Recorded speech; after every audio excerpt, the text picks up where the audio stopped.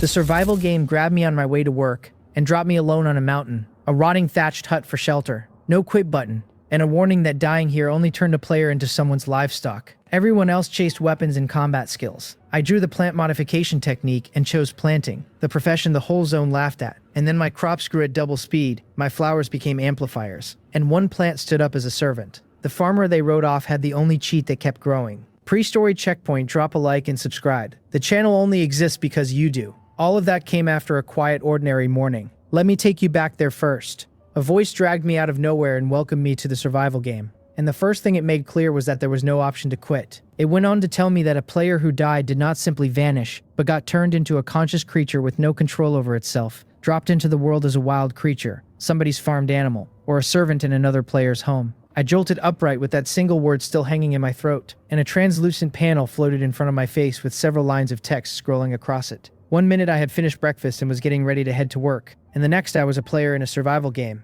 whatever that was supposed to mean. The panel announced that my player information, the mall, the exchange, and the chat channel were all enabled, and since I was already here, overthinking it seemed like a waste of time. I told the panel to open my player information, and the text dissolved into a fresh interface with explanations beside every line. My player ID read as Mountain Forest Zone 9655, player number 11. Yu-Wu, one of 100,000 to a subzone at the start. My race was human, with a warning that the human strength range swings wildly. My class sat at none, and to earn a class selection card I'd have to clear the novice missions in my survival manual. The choice permanent once made and steering my daily missions and rewards forever after. My energy read 36 out of 50, and my stamina 43 out of 50, both limits raisable through exercise or items, both drained by crafting and labor and skills. The panel listed my combat power as 5, which it kindly explained meant an ordinary adult who had never cultivated and had no special abilities. A real confidence builder. My skill slot was empty, as was pets, both obtainable through chests or trades or the mall. My equipment was a novice attributeless coarse cloth 3-piece set that would dissolve after 3 days. My assets were nothing, and my survival points stood at a flat 0.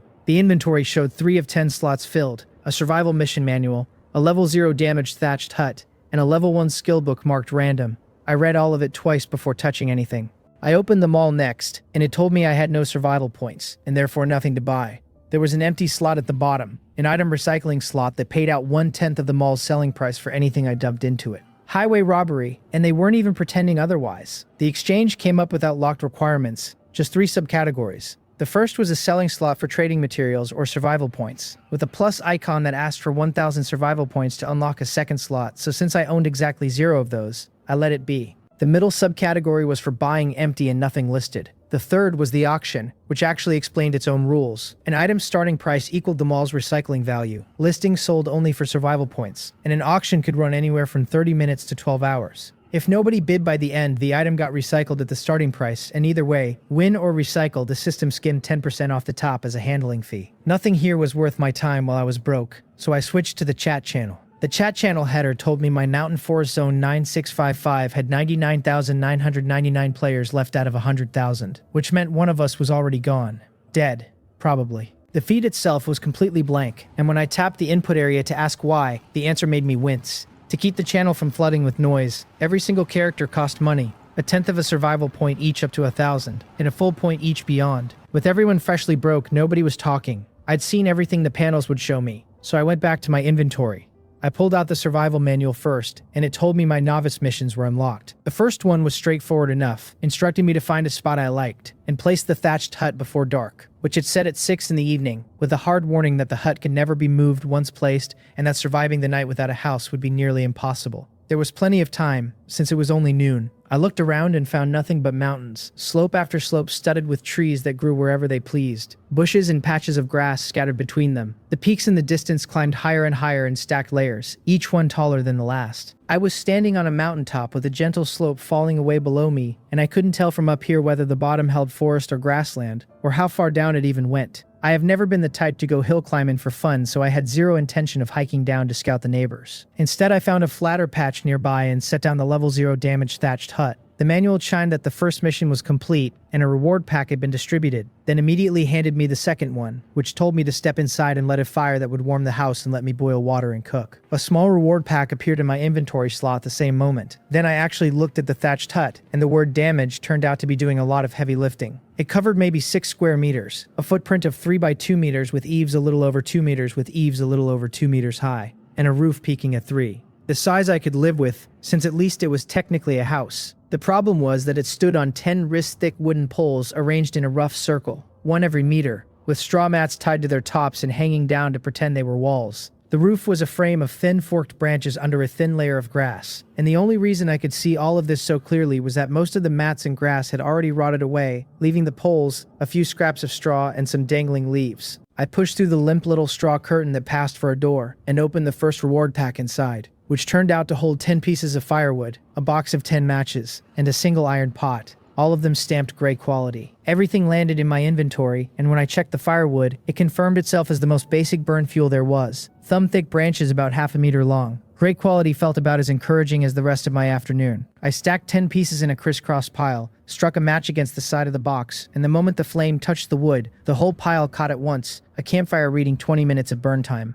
It really was a game mode, and not a subtle one, because no real branch lights that fast on contact. Honestly, I'd take it. My own survival knowledge was thin to non-existent, so if matches lit firewood instantly, it meant I could probably pull off all sorts of things I had never learned and never even heard of. The manual marked the second mission done, issued another reward pack, and gave me a third, telling me to place a wooden bed since a bed inside a house sped up recovery. I glanced at the campfire ticking down its 20 minutes, and opened the new pack which produced one damaged single wooden bed in gray quality. Even the bed was broken. I set the bed against the wall, and dilapidated was generous, since it was only 50 centimeters wide and its 10 centimeter boards already had chunks missing here and there. The panel rated it as gray quality, boosting my recovery by an extra 1% while resting, with a durability of 3 out of 3, which meant I'd be lucky to sleep on it a few nights before it folded under me. Still, the mission was the point, so the manual logged it complete, issued the pack, and handed me the fourth mission, which told me to use my level 1 skill book, the random one, to learn my first skill. This time it wanted me to learn something from inventory, rather than open a reward. I took out the skill book, and it really was a book, sealed inside a fist-sized bubble of air so I couldn't touch it. I held it and silently willed it to activate,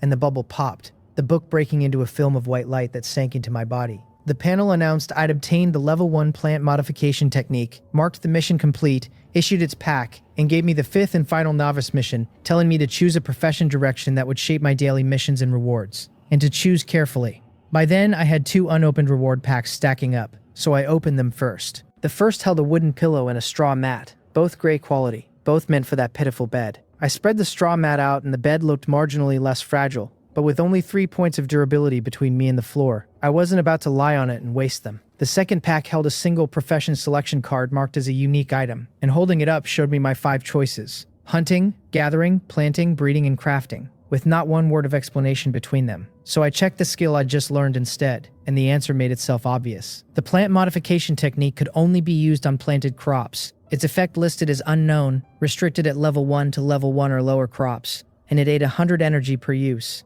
A skill locked entirely to planting made the decision for me, so I picked planting without a second thought. The manual confirmed the choice, declared the novice missions over, and issued a farming profession grand reward pack, while the system congratulated me on finishing the tutorial and opened my planting daily missions on the manual. I sat down on the ground and opened the grand pack first, hoping the modification skill would keep it from being a complete trap. It poured out a set of white quality farming tools, a reclamation hoe, a planting hoe, a harvesting sickle, 2 buckets and a winnowing basket, along with 100 unopened seeds whose types were still a mystery. I left the seeds packed for the moment, since opening them would identify them, and I'd rather not deal with sorting a dozen different kinds into separate slots before I had anywhere to put them. Then I checked my first planting daily mission, which told me to reclaim land for planting, progress 0 out of 10, with a reward of 10 survival points and a small planting gift pack. Plant 10 seeds and I was done. Of course, planting isn't exactly the kind of work you can harvest the same hour you sow it, and right then I had nothing to eat and nothing to drink. Maybe the mall stocked food. I picked up the iron reclamation hoe and went out to break ground about 3 meters from the house, opening the chat channel to see if anyone had surfaced. 5 minutes in, plenty of players should be done with the tutorial, a few willing to spend money just to say something. Someone announced they'd unlocked a healing skill and invited people to add them, pointing out how precious healing was. Someone else reported treasure chests out in the wilderness, and another said the mall sold food. A few were hunting relatives. one calling out for a Lee Don from a particular district, signed by a Lee Myung. A crafting player offered processing services, an islander asked fellow islanders to add him, and a lonely soul just wanted somebody to chat with. Plenty of chatter, most of it a handful of words. The relative hunting I scrolled right past, because in my 22 years I'd already lost more than my share, my family and everything we owned evaporating in a single day.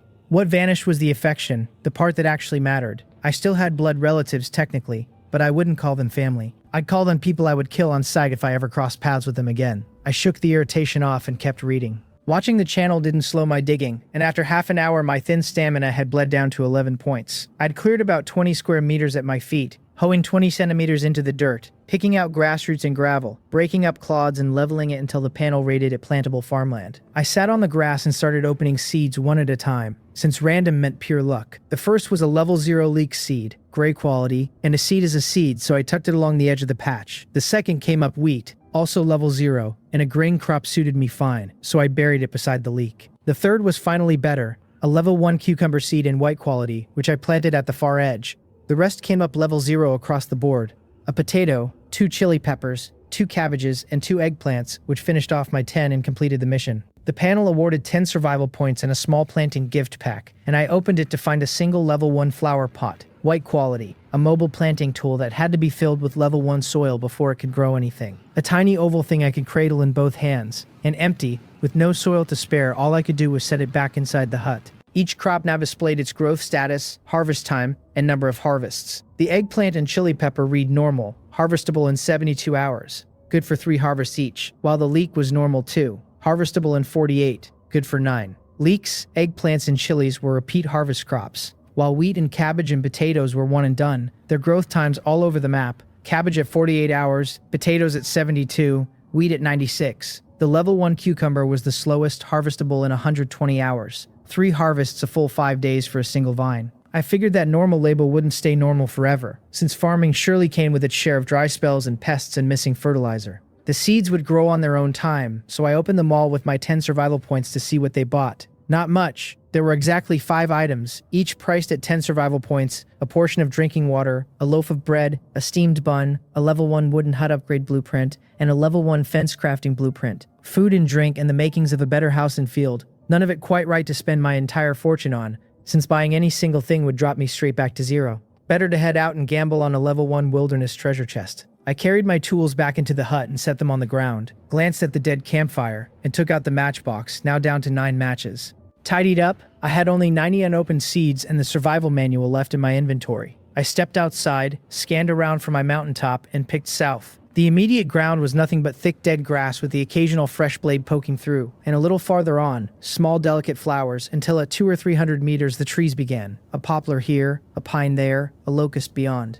All of them tagged level 1 and harvestable. I couldn't cut any of them down without an axe, but branches snapped, so I reached up and broke a few off. The panel logging firewood, gray quality, 1 piece and then 2. Gray items couldn't be traded, and firewood only burned, but burning was exactly what I'd need once dark fell. So I snapped branches as I walked. I left the big limbs alone and took only the easy ones, since I had to nurse my stamina between consumption and recovery. By the time one inventory slot held over 200 pieces of firewood, I finally spotted a level 1 wilderness treasure chest half buried under dead leaves, a flat wooden box of a thing. I picked up a stone and lobbed it to flush out anything lurking, and when nothing stirred I went over and opened it. It gave me a level 1 wooden hut upgrade blueprint, a felling axe, and 2 portions of drinking water, all 3 dropping into my slots. Not bad at all. I pulled out a portion of water and it came packaged the same way the skill book had been. An air layer wrapped around it, except cylindrical, with no lid, so taking it out just left a cup of water in my hand. It was maybe 500 milliliters, and once I'd taken a few sips it wouldn't go back in the slot, since a partial portion no longer matched a full one and items of different quantities can't stack. Thirsty enough to finish the whole cup, I watched the empty cup blink out of existence the moment the water was gone, the same way the chest had vanished the instant its contents auto-collected. The water did real work though, jumping my stamina recovery up fast. I dropped to 8 points, and after about 5 minutes I was back to 13, roughly a point a minute until the boost faded. No notification for any of it, so I chalked it up to my body rehydrating. Resting there, I pulled out the level 1 wooden hut upgrade blueprint to study it, a rolled up sheet of paper still sealed in its air bubble, untouchable but functional, because owning it had already added a house upgrade mission to my manual. The mission needed the blueprint, which I had, plus 200 level 1 wood, which I didn't. In exchange for a wooden hut with a floor of 3 by 5 meters, defense 10, and durability 1000. Compared to my pitiful collapsing thatched shack, that sounded like luxury, so I gripped my felling axe and got ready to earn it. A better house meant sleeping without wondering whether the roof would land on me, and frankly the bed could wait, since even if it caved in mid-sleep I'd still be inside four walls. The axe bit into a poplar and left only a notch, no instant drop, so I worked around the trunk the way I'd seen people do on television, chipping a ring as best I could. The poplar was about 10 centimeters across, and each swing cost a point of the axe's durability. After 7 swings, I put the axe away and shoved at the trunk above the notch until it toppled, the panel rewarding me 3 pieces of level 1 wood and 36 of firewood as the whole tree stump and all dissolved into my slots. 7 swings for 3 pieces of wood out of a 100 durability axe meant gathering 200 was going to be a slog. My stamina had slid to 9, so I kept walking, hunting for more treasure chests, since opening a chest had to beat hacking through a forest 1 tree at a time. I scanned as I went, ready to sit the moment recovery couldn't keep up, snapping easy branches along the way. The skill nagged at me since the cheapest it could run was 100 energy, and my limit was only 50, which made owning a skill I literally could not cast its own flavor of frustrating. Still, I couldn't sneer at my own weakness, since the panel called me a normal adult human player, untrained and ordinary, and the humans I'd known back home were no different. Around 2:30 I found my second level 1 chest on flat grassland, and after a thrown stone confirmed it was safe I opened it for 10 pieces of level 1 wood, 2 portions of water, and 2 loaves of bread. Water and food and wood all at once put me in a fine mood, and the items filled 8 of my 10 slots with 2 to spare. I kept circling the hillside, and after a while it struck me that I hadn't seen a single animal anywhere. My range wasn't huge, but creatures leave traces, and there were none, which made me wonder if the novice period simply kept beasts away from a farming player with no fences and tender crops at his doorstep. That actually sounded reasonable. A little after 3, with over 800 portions of firewood already gathered, I found a third chest, and this one came up rich. 2 more pieces of level 1 wood plus a level 1 rabbit cub and a level 1 pheasant chick. Animal young, surely the kind of thing the breeding players wanted, assuming any of them had money yet. I'd only earned the 10 survival points for my daily mission, so out of curiosity I opened the auction to see what these things fetched, and the numbers floored me. The rabbit cub showed a starting price of 10 survival points, a current bid of 65, and 23 minutes left. Since the starting price equaled the mall recycling rate, and recycling paid a tenth of the mall selling price, that meant a level 1 rabbit cub sold in the mall for a full 100 survival points apiece. No matter the world, there's never a shortage of rich people. The bid sat at 65 for now and surely wouldn't top 100, since anyone could just buy direct. But I had no intention of raising livestock myself, so I listed both animals at once, 10-point starting prices, 30-minute timers each, and let them go. Auctions didn't tie up inventory slots, which made sense since the listing was final and I couldn't take an item back even if nobody bid. Poking around while I searched, I found seeds listed too, level 1 crop seeds at the same starting prices as the animals, while every gray level 0 seed couldn't even be sold. The bigger surprise was the materials. Someone had bundled 200 level 1 wood into a single lot, the bidding already up to 2,890 against a starting price of 400, which put the mall price at 20 per piece, 4,000 for the lot, making the auction a bargain. Wood was a material every player needed, so the bidding made sense, but the real question gnawed at me. We'd all arrived at noon, and somehow by mid-afternoon people had piled up enough survival points to throw thousands around. Cultivators, maybe, or players born with special abilities, farming materials at a frantic pace, or tearing through chests faster than I ever could. And there were different races. My own race tag warned that the human strength range swings wildly, so what about the others? If some races came in already powerful and the weak got mixed with the strong, I had to wonder whether players like me had any real way to survive at all. I lay back to rest, and the answer circled to those first few prompts I'd been too rattled to take seriously. Dying here didn't free you, it just dropped you into the world as some other creature with no control over yourself. Doing work no easier than this. Nobody had asked my consent to be dragged in either, so the only move was the obvious one. Stay alive and keep grinding. After a short rest, I looped back toward the hilltop, finding another level 1 chest in a spot I hadn't searched, since they clustered thick near home. This chest paid out 50 survival points, a level 1 stamina enhancement potion, and a pair of level 1 cotton pants in white quality, all auto-collected into my now full inventory. A stamina enhancement potion stopped me cold, and I sat down to check it. It came packaged like the water cups, only tiny, a thumb pad of a thing, and the panel called it an enhancement item that strengthened the body, raising maximum stamina by somewhere between 5 and 20 per use. Good for 50 uses with 0 use so far. How much it actually gave seemed to ride on luck, or maybe on how well my body absorbed it, and 50 uses felt like a horizon so far off I couldn't see it. Mostly I was curious what the thing was worth, so I searched the auction for enhancement items. I found some, and the listing read, Level 1 Stamina Enhancement Potion, starting price 0, current bid 1,990, over 8 hours left. A starting price of 0 stopped me. so I opened the details and found a note that the mall held no sales information for this item. The mall didn't sell enhancement potions at all, which meant no reference price, no recycle value, and whatever it fetched depended entirely on player bids. If they couldn't be bought from the mall, odds were every enhancement item had to be found in the wild by your own hands. Either way, I wasn't going to dwell on it, and since it wasn't dark yet, I'd use the potion at home and see how much stamina I gained. Standing up to head back, I caught the stamina potion's bid still climbing on the auction, and then I noticed a prompt telling me survival points were waiting to be withdrawn.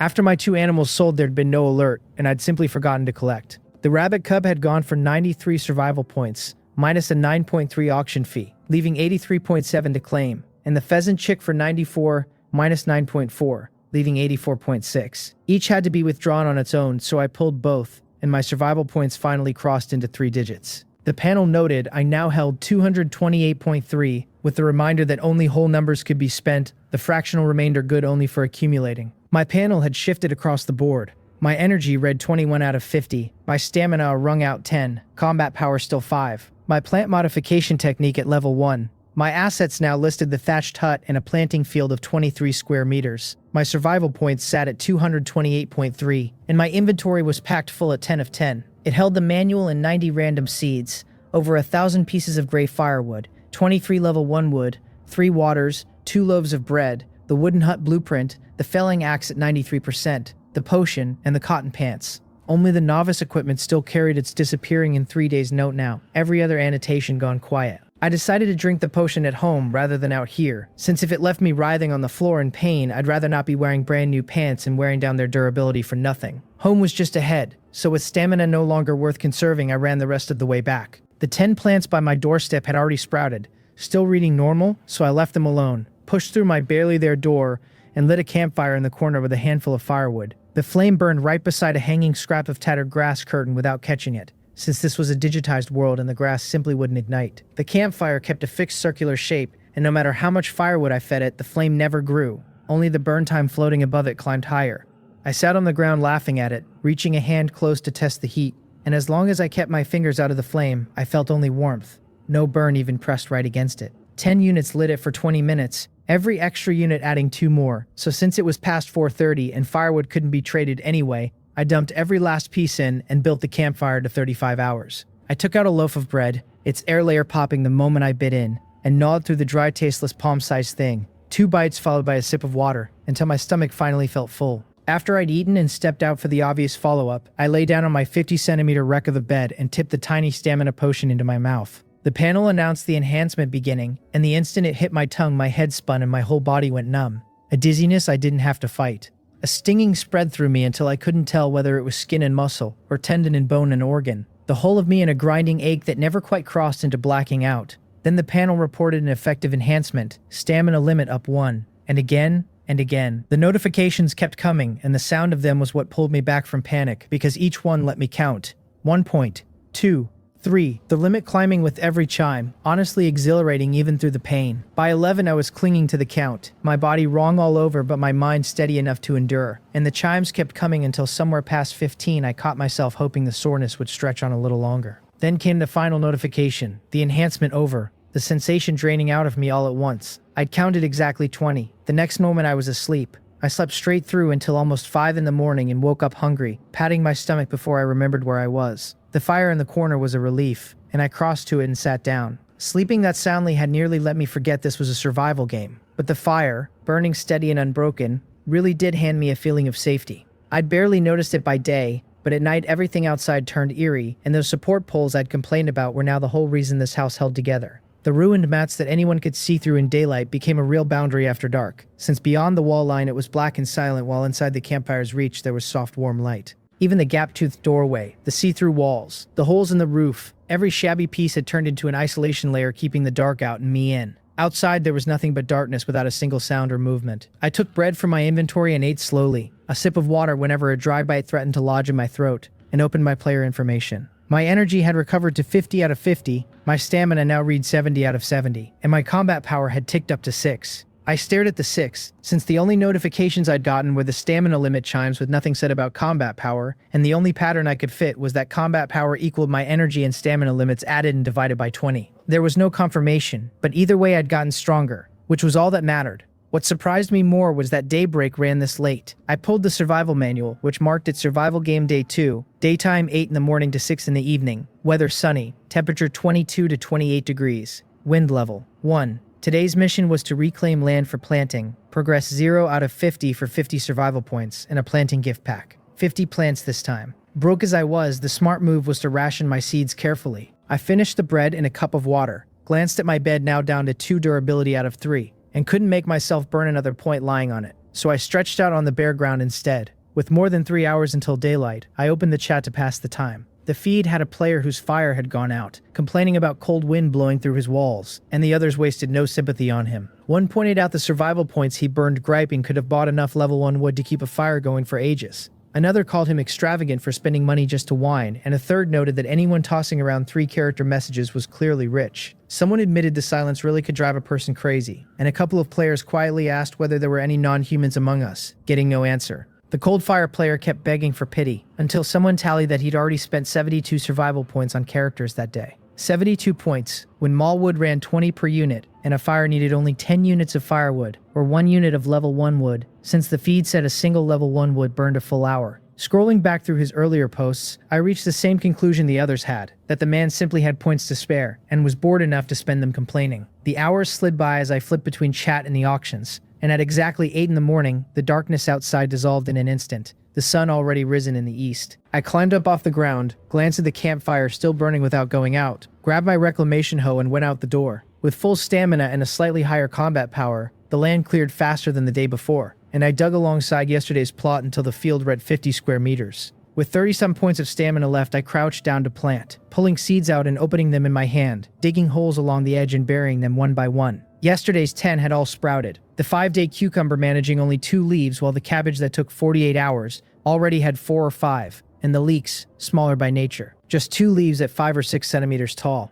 After 50 new seeds, the layout came out a bit messy, but the gaps between crops were generous. Out of the 50, I pulled 6 level 1 seeds and 44 level 0, and beyond the varieties from yesterday, there were new ones. Sweet potatoes, tomatoes, corn, soybeans, peanuts, and red beans. The mission logged complete, 50 out of 50, and paid me 50 survival points and a planting gift pack, which I carried to the grass and opened on the spot. Inside was a level 1 water well construction blueprint, which gave me a moment of pause, since I was on a mountaintop and digging a well up here seemed absurd. The blueprint was the usual rolled paper in an air bubble, and holding it added the construction mission to my manual, which by now I expected. The mission wanted the blueprint plus 23 level 1 wood, which I had, and 50 level 1 stone, which I didn't, for a 1 by 1 meter well that stored 50 liters an hour, usable only for irrigating fields and watering animals. Water players couldn't drink then. I had no stone and couldn't build the well anyway, but since it was capped to those 2 uses, I didn't worry past it. The real obstacle was the 50 level 1 stone, listed at a starting price of 5 survival points, 50 per unit in the mall, 2.5 times the price of wood.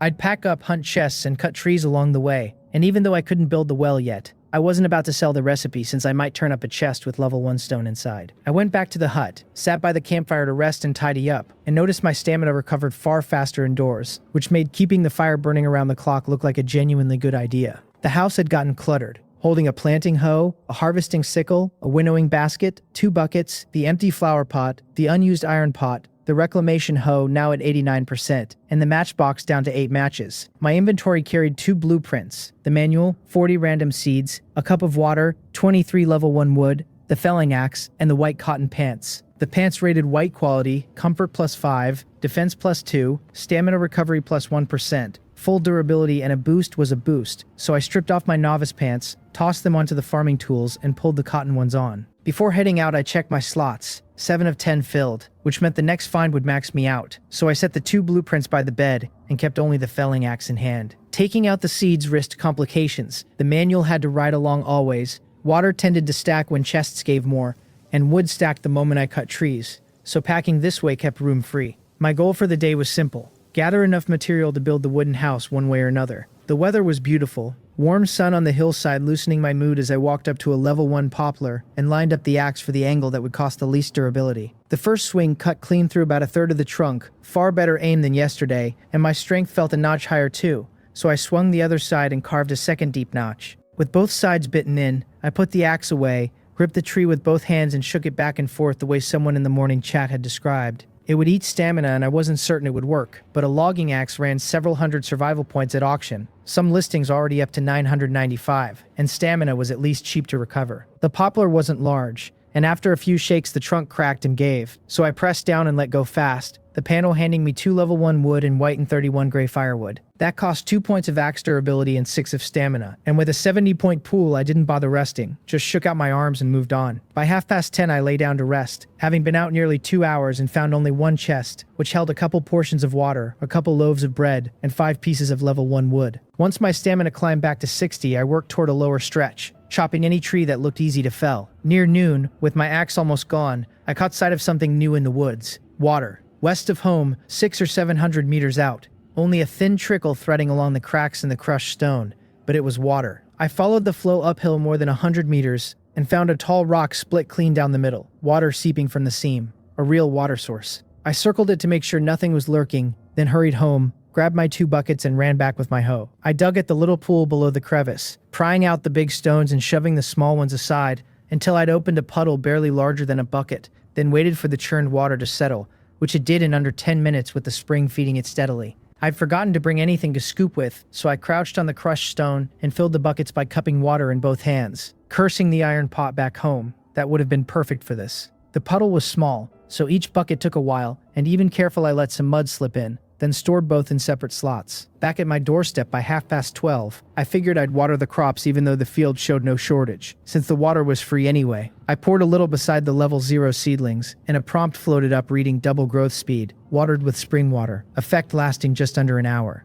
So even with no shortage showing, watering still mattered since spring water flat out doubled their growth. I went back for the planting hoe, dug small pits around each crop, and this time used the iron pot as my scoop, pouring water into every pit until the acceleration prompt appeared. Both buckets ran dry with only half the field watered, so I trekked back to the spring for more, and by the time I'd finished the second half it was already 1 in the afternoon. I sat on the grass gnawing a hard loaf of bread, looking out at the whole field now glowing with the accelerated growth prompt. Planting only paid out in mission rewards, but watching the seeds sprout and climb was its own small pleasure. Chewing the bread, I brushed the leaves of the level 1 cucumber, planted only yesterday afternoon. A 5-day crop already shot up past 1/2 meter. The trouble was cucumbers want a trellis to climb, and I had no materials to rig one. So I searched the auction for farming items, and after just a day there were plenty. Player-crafted racks and stands, many at starting bids of 0, since the mall didn't carry them. A level 1 flower stand at 88 survival points. A vegetable rack at 46. The prices ran high though, and I gave up after browsing, since the cucumber wasn't flashing any growth warning yet, and with under 300 survival points I couldn't stomach dropping 100 or 2 on a single rack.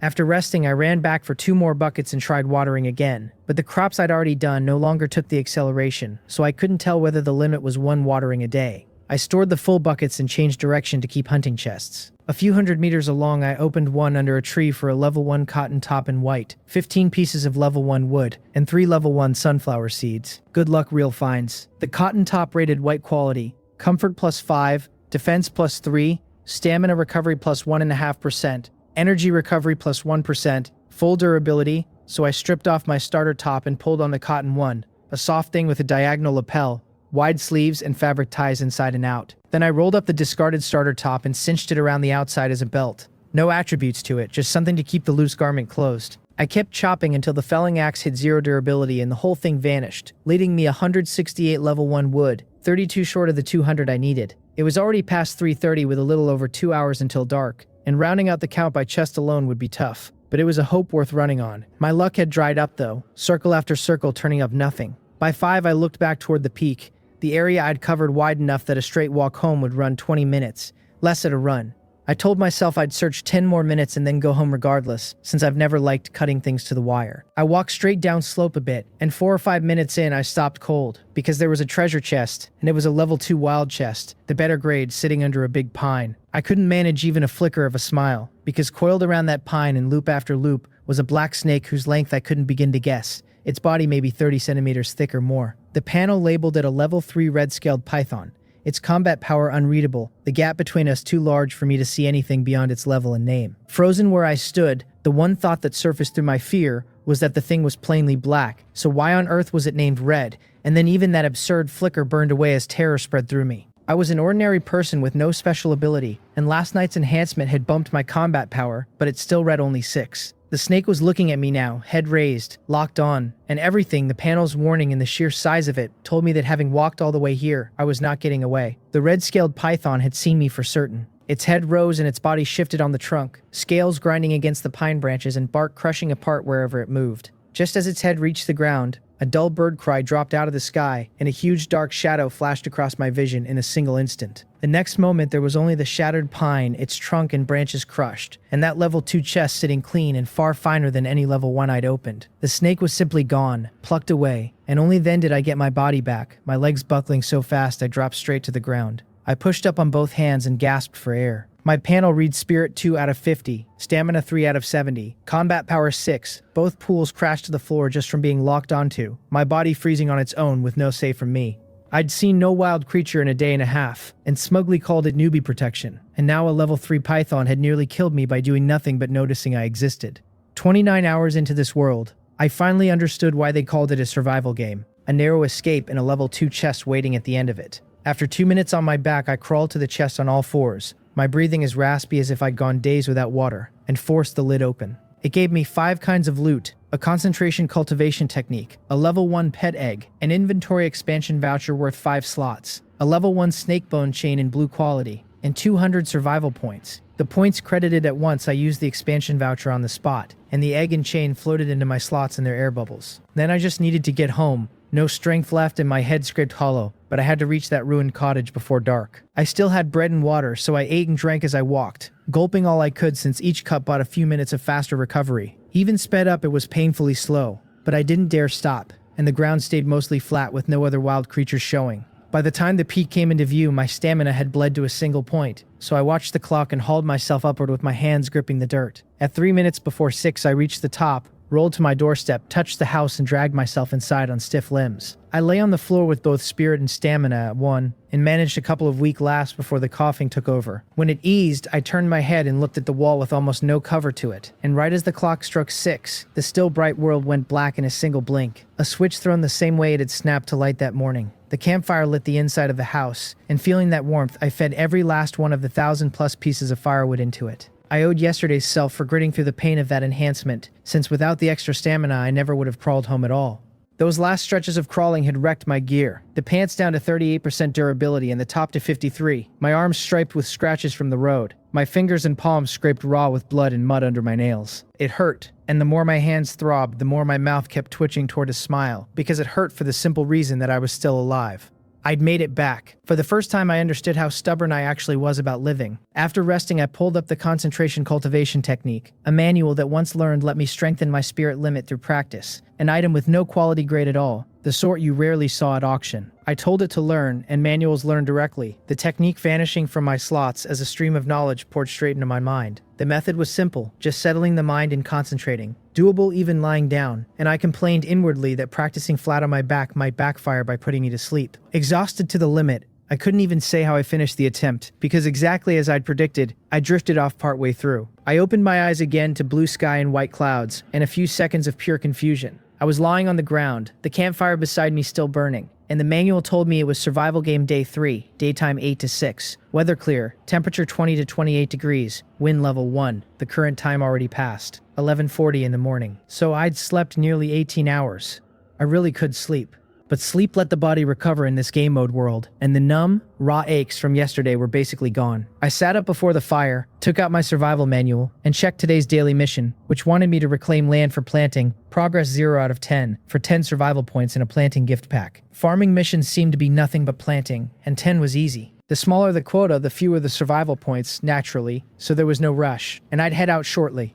I pulled bread and water to fill my stomach and opened my player information. My energy now reads 73 out of 76, my stamina 70 out of 70, combat power up to 7, my plant modification technique at level 1, with the concentration cultivation technique beneath it. My equipment showed novice cloth shoes set to vanish in 3 days, the level 1 cotton trousers at 37%, the cotton shirt at 51. My assets were the thatched hut and the 50 square meter field, my survival points 478.3, my inventory at 7 of 15 now. Holding the manual, 40 random seeds, 1 water, 168 level 1 wood, 3 level 1 sunflower seeds, the pet egg, and the snakebone chain. My maximum energy had climbed 26 points after one night's sleep, and though it wasn't fully topped off, that did nothing to dent my mood. I noticed the chain read level 1, blue quality, which made me wonder whether level and quality were tracked separately. I'd always assumed level 1 meant white, since level 0 items came up gray, but now it was clear that level was level and quality was quality. Two different tags. The level 1 snake bone chain rated blue quality, an accessory with a 3-piece activation limit, granting max energy plus 10 and energy recovery plus 3% at full durability. The chain looked exactly like its name, a string of bone-like links that twisted freely, a meter long and a centimeter across, so I wound it around my neck and confirmed yes when it asked whether to activate. Accessories didn't take effect just from being worn the way clothes did. They had to be manually activated, and only 3 could run at once, removable anytime with an extra step. That handed me a whole tactical idea, since with enough accessories I could wear a stack and switch on whichever boost the situation called for. I admitted I was getting ahead of myself, switching to chat while I ate and pulling out the pet egg for a look. A pet egg was genuinely just an egg, a white-shelled sphere the size of a basketball, marked hatchable and random, the auction showing several level 1 eggs with the identical tag. Out here in the empty wilderness, a pet would at least make things livelier, so I hoped whatever I got wouldn't be too rowdy and tapped hatch, expecting a long process. Instead, a countdown ran from 10, and 10 seconds later the panel announced a successful hatch, a level 1 pet, a snake. I'd nearly died under a snake suppression a day ago, and now I'd hatched one, which left my mood somewhere complicated. Having a pet was good, but a snake, after the chain and the python and the near-death and everything in that level 2 chest all turning out snake-related, was a lot of snake for one stretch of days. Still, I'd hatched it myself, so I couldn't very well hold its species against it. I raised my hand, looked at the little thing cold in my palm, and felt my heart settle, because it was mine, and what else would I do but raise it? The panel listed it as a snake, level 1, growing on its own or through special food, combat power 2, healthy, attribute space, skill undeveloped. It had pure white scales and red eyes, no bigger than a chopstick, and a combat power of 2 was nothing but that attribute tag was excellent. The skill would come later, yet no matter how a space attribute unfolded, it felt like infinite potential. The little white snake coiled around my finger, too freshly hatched to make a sound, just learning my scent. I wondered what something that small even ate, since its information showed no hunger meter, so I tipped my water cup to drop a tiny bead into my palm. The little white snake brought its head near, looked up at me as if thinking it over, and after a few seconds dipped down and drank. I poured a bit more and watched it drink again, and when a little was left I crumbled some bread into it. Recognizing food, the little white snake swallowed the crumbs, then reared up a section of its body and swayed left and right at me. It didn't like that, clearly. I pressed a finger to its head and laughed, since feeding a newborn snake hard breadcrumbs was admittedly asking a lot. It would have to do, since I had nothing else edible in the house, and I'd wait until the little one got hungry again. With my own stomach barely filled, I needed to finish today's mission first, then head out again to hunt treasure chests and gather materials. Stepping out the door, I caught a fresh tad floating over my field, telling me the level 0 cabbage had hit its harvest window and would start rotting in 48 hours if I left it. The thing only needed 2 days to mature, and one watering yesterday to push its growth along had been enough to finish it. I walked over to a head of cabbage standing more than 30 centimeters tall, and pulled it straight out of the ground, and the panel pinged twice as a second one came up with it, both now reading as a vegetable, craftable and edible. I'd just eaten bread, bad as it was, so I had no intention of gnawing raw on a 4 or 5 pound cabbage. One chive plant had also gone harvestable, but that one needed the sickle, since it would keep regrowing after I cut it. I held the cut bunch of chives up near my neck and asked the little white snake whether it wanted any. The bunch a touch bigger than its whole body, but it ignored them completely and stayed asleep against my collar. So much for teasing it. I tucked the chives away, picked up the reclamation hoe, and went back to breaking new ground, adding maybe 2 square meters after a few minutes of digging. Then turned the soil in the 2 spots where I'd pulled the cabbages and got ready to plant again.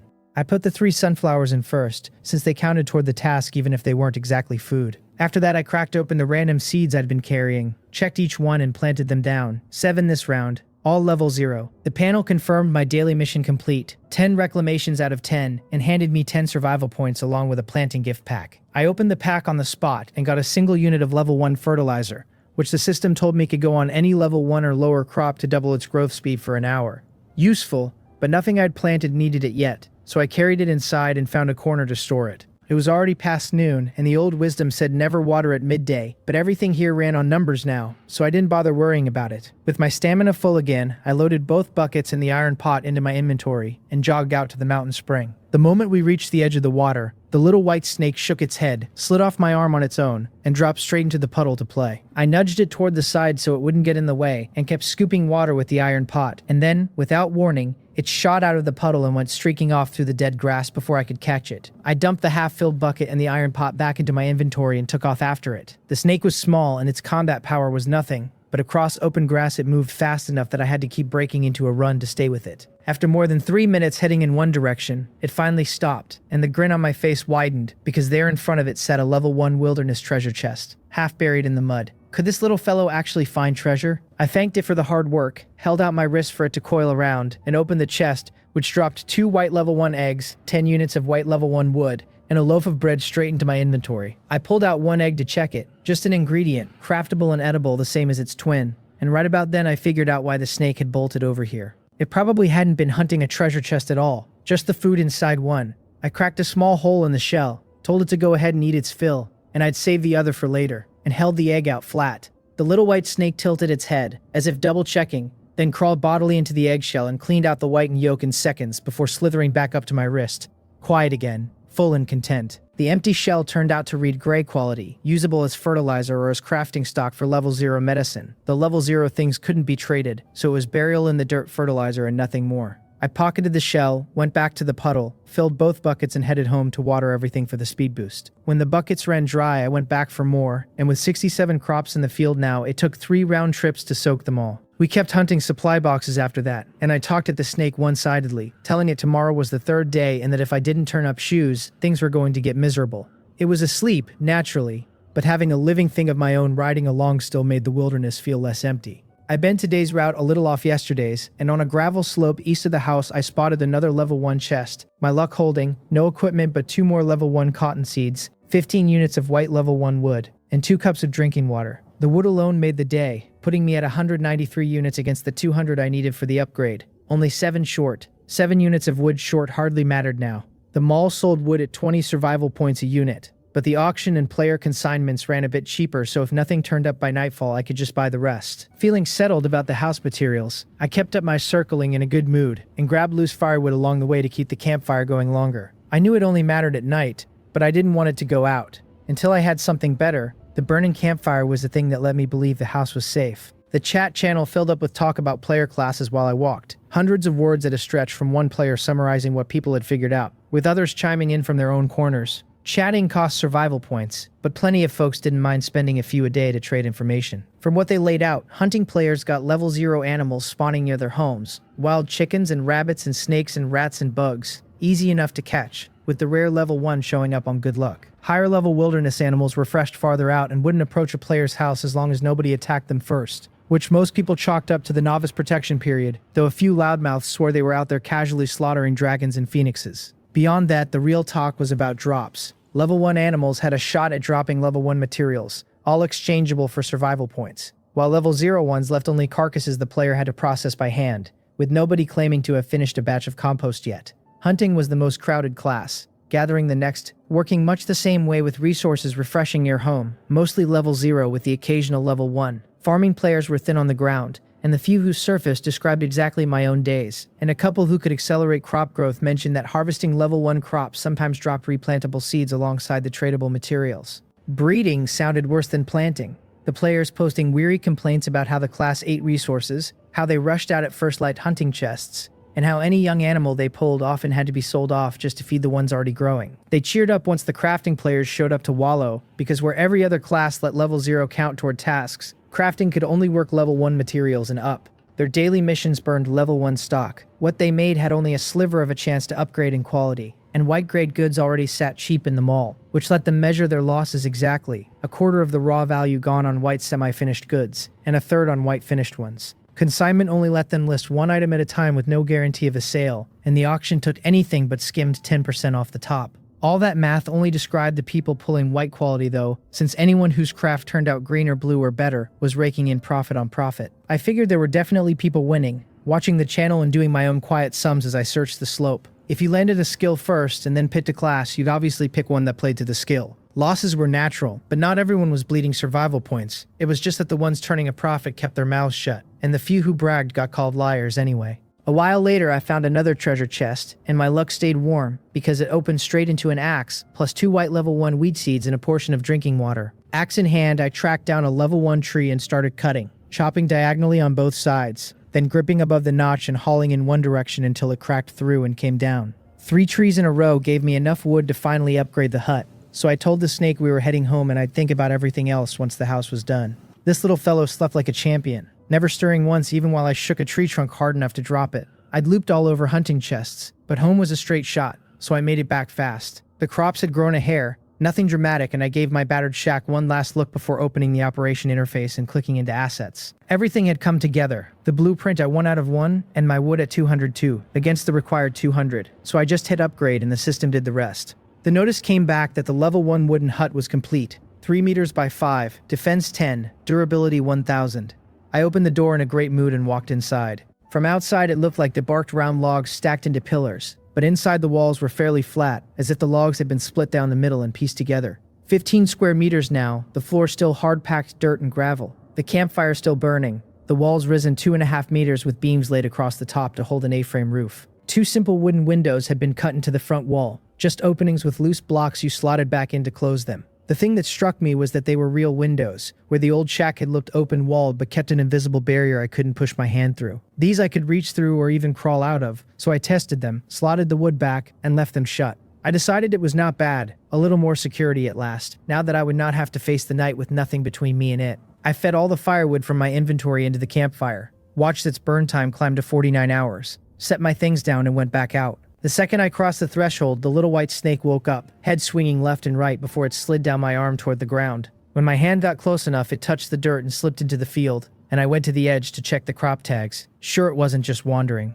One tag flagged a bud, a tomato plant, and after staring at the leaves, I found a green caterpillar about 2 centimeters long curled under one of them. The little white snake climbed up the tomato stem, found the caterpillar, opened its mouth, and swallowed it whole, and the panel rewarded the kill with a 30-minute growth boost on that plant. I crouched and waited with my hand out as the snake came back down, and sure enough it slithered straight up my arm and coiled at my wrist again. A snake that found treasure chests, maybe just hunting eggs, and ate crop pests, maybe just hungry, with no tags claiming any of it. I glanced at it on my wrist a few times while I headed back out to chop more trees and hunt more boxes, turning the little mystery over. Over the rest of the afternoon, I circled out a few more times, and only turned up one chest, the rest of my hours and stamina, going to felling trees. By 5:30, I was back at my door, sitting on the open ground to rest, with tomorrow at noon marking 3 full days in the game and the newbie stage likely ending soon. The chat channel ran busier than before that afternoon, players moving past class talk into theories about the survival game itself. From the start until now, 2 full days and an afternoon, 188 players out of 100,000 to a subzone had already died. Some called that a small number, others snapped back that this was still the protected newbie period, and a few circled around to the entry warning that the dead just got converted into other identities anyway. Shoes though, I still hadn't found any shoes. I stared at my plants a while, sighing over the missing shoes, then opened the auction to hunt for level 1 footwear. Level 1 cotton shoes started at 50 survival points there, which told me the mall price was 500, and the ones with little time left had already been bid up to 493. With 488.3 to my name, I couldn't outbid that without selling something, so I switched to the exchange instead. On the exchange, the same level 1 cotton shoes listed at 491, and that stopped me. Someone would bid 493 at auction, but wouldn't come by the identical pair here for 491. I looked back and forth between the two and found no difference in attributes at all. Every level 1 cotton shoe sharing the same stats at 100% brand new durability. I didn't get it, but I needed shoes, so I decided to sell a unit of wood to cover the gap. At auction, 1 unit of wood could be bid up to 19 survival points, and after the 10% fee that left me 17.1, enough for a pair of shoes, so I listed a unit with a 30-minute timer. Then I opened the wooden door and stepped back inside. A few minutes before dark, the door shut, the windows closed, nothing in the house but the warm light of the fire. "This is our home," I told the snake as I set it down. It could roam the floor all it liked, but it was not to crawl into the campfire. And then I started sorting my things and getting ready for dinner. Dinner was still cold, hard bread sighing over the lack of salt, though a chive and some cabbage on the side made it a step better than before. Without salt, I didn't bother cutting the cabbage, just peeled the leaves off, tore them up, and ate. The level 0 cabbage all water and faint sweetness, 5 leaves and 1 chive and the bread in a cup of water. By the time I finished, the wood I'd listed had sold, and I pulled back 17.1 survival points, which pushed my total just over 500. With more than 500 points, I checked them all first, scrolling past level 1 seeds, young animals, and level 1 white quality materials. In the equipment tab, there were only level 1 white quality tops, pants, and shoes, all flat at 500, plus a stretch of furniture, wooden beds and a stove and pots and grills and campfire stands and lanterns and tables and stools and chairs.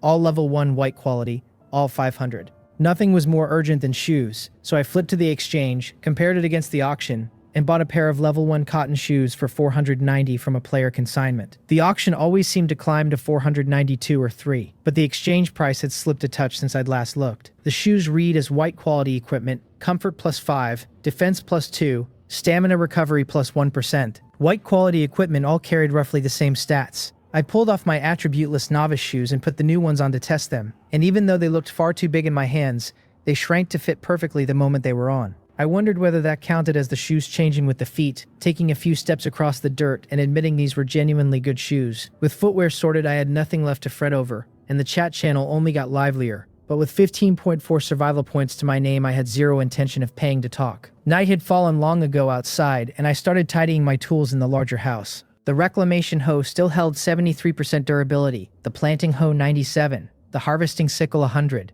the buckets 71 and 75, the dustpan 100, the level 1 flower pot a fresh unused 100, and the iron pot dropped to 65. Wearing down fastest because it kept knocking against the rocks in that cramped little puddle. I set those aside and went through the rest. A bag of fertilizer, a matchbox at 8 of 10 uses, and the cabbage, large and small. Then my inventory itself, 7 of 15 slots, holding the survival manual, random seeds, 2 portions of drinking water, 1 level 1 white egg, 185 units of white level 1 wood, 2 white level 1 cotton seeds, and 2 white level 1 cotton seeds. Beyond the sorted gear, there was also the replaced novice 3-piece set, the damaged single bed with 2 uses left, the wooden pillow, and the grass mat on top. I reached out to stop the snake circling the wall and told the little fellow I would give it a name. It twined around my hand and I carried it back, sat down and chewed it over, since I'd just eaten my fill and felt like resting anyway. The snake looped back and forth across my open palm, the gaps between my fingers wide enough for it to play happily, and when I spoke it raised its head to look around, even though it couldn't understand a word. Little White or Little Snake both felt too blunt,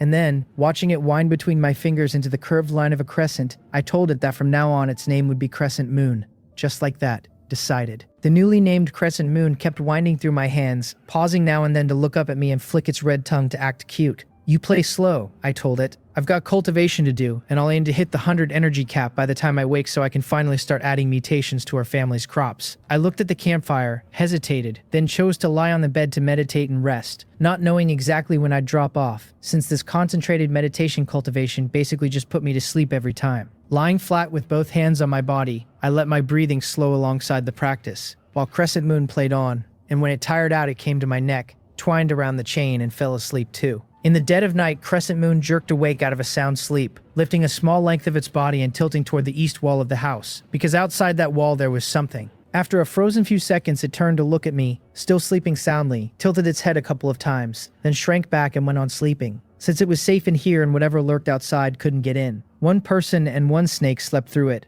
but a great battle was unfolding on the east face of the mountain. A large bird with faint blue light flickering across its feathers wheeled in the air, swooping now and then to rake its claws across the scales of the red great snake. The red great snake on the ground, goaded by the scratching, whipped its tail around in chaos and twisted its head angle after angle, hungry to swallow the bird harassing it. The air-to-ground fight dragged on, each draining the other's stamina, each guarding against ambush, until the snake's strikes slowed and the bird's dives lost their old precision. The bird went for one more sneak pass, dropping it along the line that dodged the tail, but the snake had been faking exhaustion the whole time. It rolled over and surged in fast, jaws snapping shut on the bird's body, and as the venom took hold the bird stiffened, pinned to the ground while the tail came smashing down on its head again and again. The fight ended there. After finally poisoning and battering the bird to death, the snake paused to make sure it would never move again, then opened its jaws and swallowed it whole. With the ambusher gone, the red great snake climbed the slope and circled my little wooden house a few times, even easing in closer to study the small messy field, before turning west with a look of plain disdain. To the west, near the mountaintop, lay a mountain spring, and the snake had only come down out of the nearby peaks tonight to find that water and drink. Waking past 6 the next day, I reached for the chain at my neck and smiled when I touched the snake, wishing Crescent Moon good morning. I'd slept comfortably, though now I was even more curious whether I'd actually meditated through the night, or just slept, and the answer came when I opened my player information. My energy now read 115 out of 105, with another 10 from equipment on top. My stamina 70 of 70, my combat power 8. The energy cap had jumped 29 points, more than enough to use my skill. The value only seemed to count whole numbers, and the equipment bonus apparently wasn't folded into the cap. But however the system did the math, I was just glad it had gone up. Crescent Moon had been awake a while, too lazy to move, and now that I was off the bed it slid down my sleeve into my hand, hungry and wanting an egg. I pulled the egg from my inventory, pried open a small hole, and let it eat, its tail wrapping my finger and tapping a few times while it drank the egg liquid down. Then it hauled its head out, coiled at my wrist, and went still, full and ready to rest. "You're full, so I'd better eat too," I told it, and walked to the campfire to grab the half loaf of bread left from yesterday. I was out of cabbage, so I opened the exchange to check prices, then the auction, and listed a unit of wood at 18 survival points on the exchange side. The day before I'd complained about people refusing to buy shoes off the exchange, and here I was doing the same thing, listing wood on the auction for 17.1 after the fee, when the exchange would have given me a clean 18.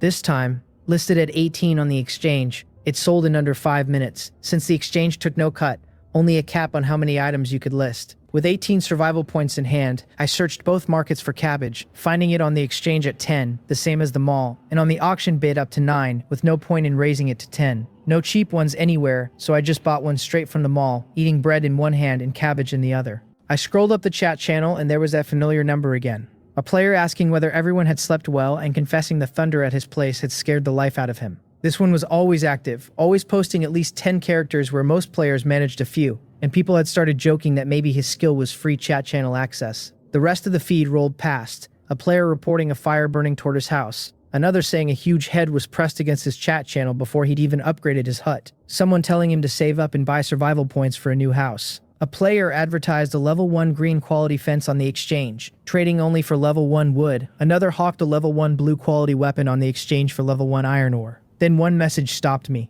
A player asking whether Lee Don from District H Province C was around. Signed Lee Myung. Another player cut in that families were probably just in different zones, while others griped about pets that wouldn't eat and weapons for sale. I saw that someone had started selling level 1 blue quality weapons and switched to the sales tab to look. The iron bow listed as blue quality weapon type equipment. Limit 1 weapon, strength +3, accuracy +1, durability 100%. The seller's piece might not be this exact one, since there were plenty of blue quality weapons going around, none of them cheap, all trading for various materials. Converted to survival points, a level 1 blue quality weapon ran at least 8,000, while an ordinary level 1 white quality weapon cost 650. It was not too outrageous really, when every zone shared one trading interface, and there was no telling how many players were out there. Gnawing a cabbage leaf, I sighed at the extravagance. Though I wasn't doing badly myself, earning less but already holding a piece of level 1 blue quality equipment, and jewelry at that, which ran pricier than weapons. Full now and ready to rest a while, I sat on the ground and stared blankly at the chat channel, because it wasn't daylight yet and I couldn't leave the house. The system told me it was survival game day 4, daytime hours 8 to 6, weather clear, temperature 23 to 32,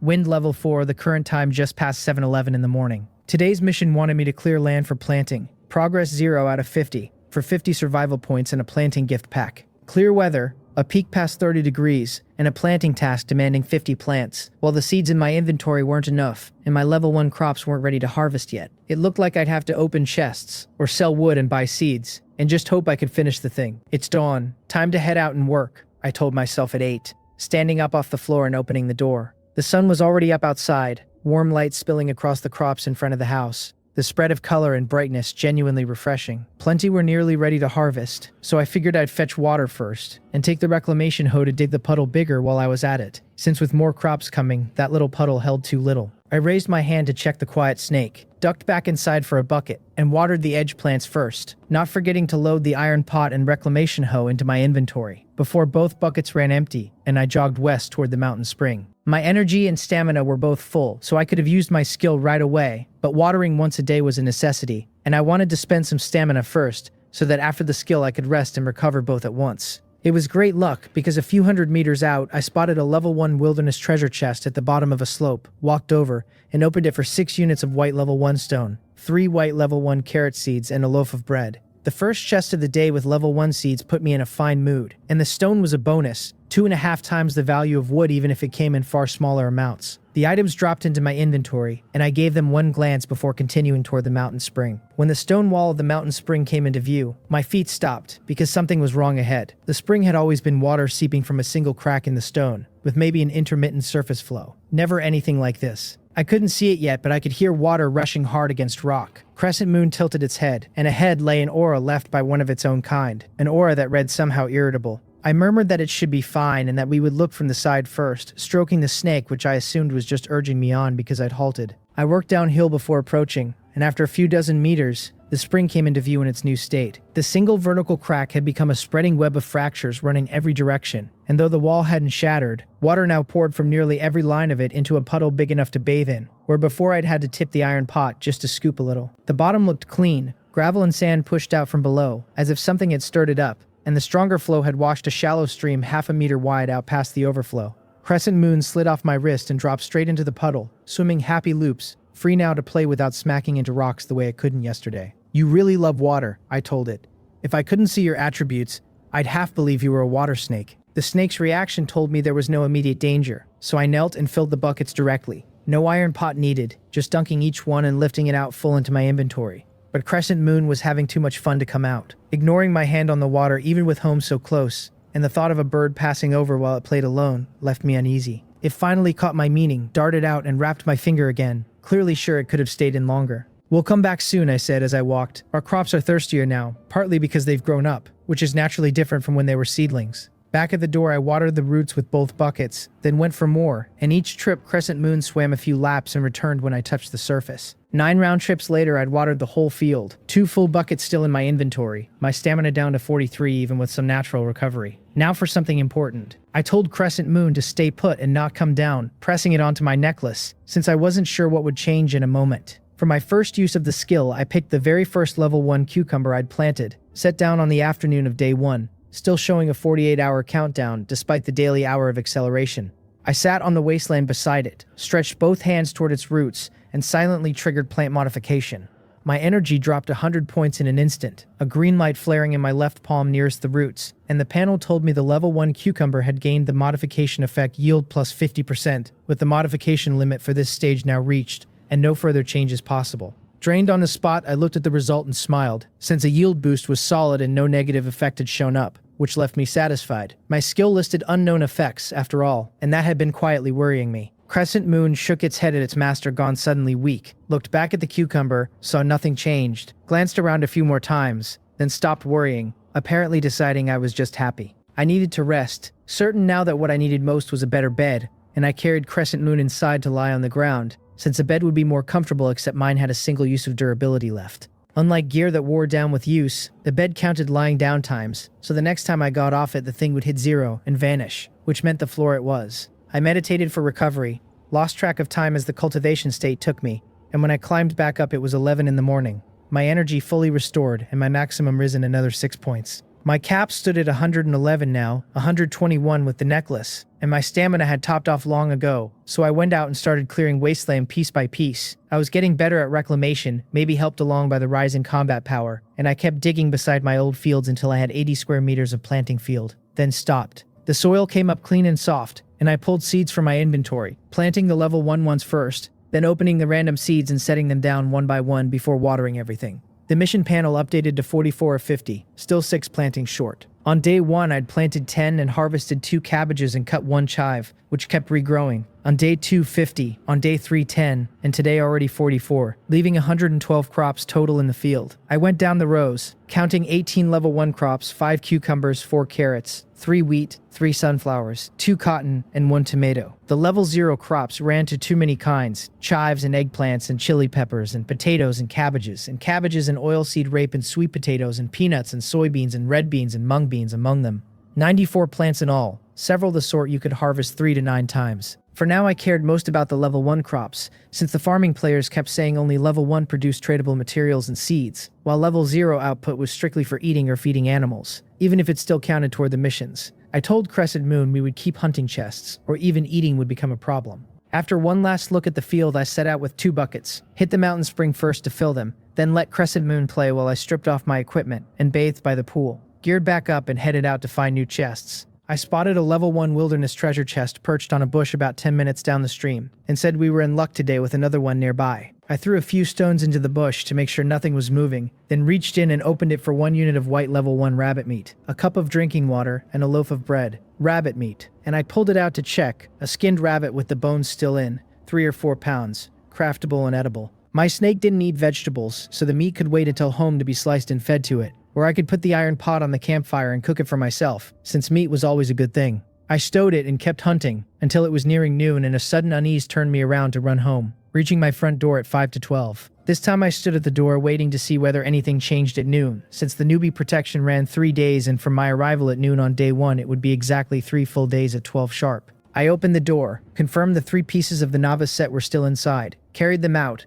looked around and waited out the last minutes. 12 sharp arrived, and 3 notices popped in a row, telling me I'd survived 72 hours in the survival game. The newbie period was over, and I was entering survival phase 1, named No Zuo No Die. The phase came with rules. No active disasters, high-level wild creatures wouldn't attack a player's home without reason, and players had a chance to trigger random missions they could choose whether to accept. Looking at that name, I had the strange sense the game was just forcing players to keep choosing. First a class, now whether to take missions. If your luck ran bad, you might trigger no mission at all, and if you did, you'd have to weigh the benefits against the risk, since accepting could mean a life-threatening disaster while declining wasn't necessarily safe either. Right as I was thinking both paths might bite, a mission choice popped up, noting a mountain spring near my home had triggered a level 1 random mission, called Water Source Struggle, asking whether I'd accept. 1 hour to decide. The terms read that accepting meant facing attacks from level 1 to 2 wild creatures, defending against 10 attacks for a reward of 1,000 survival points and 1 random piece of level 1 equipment.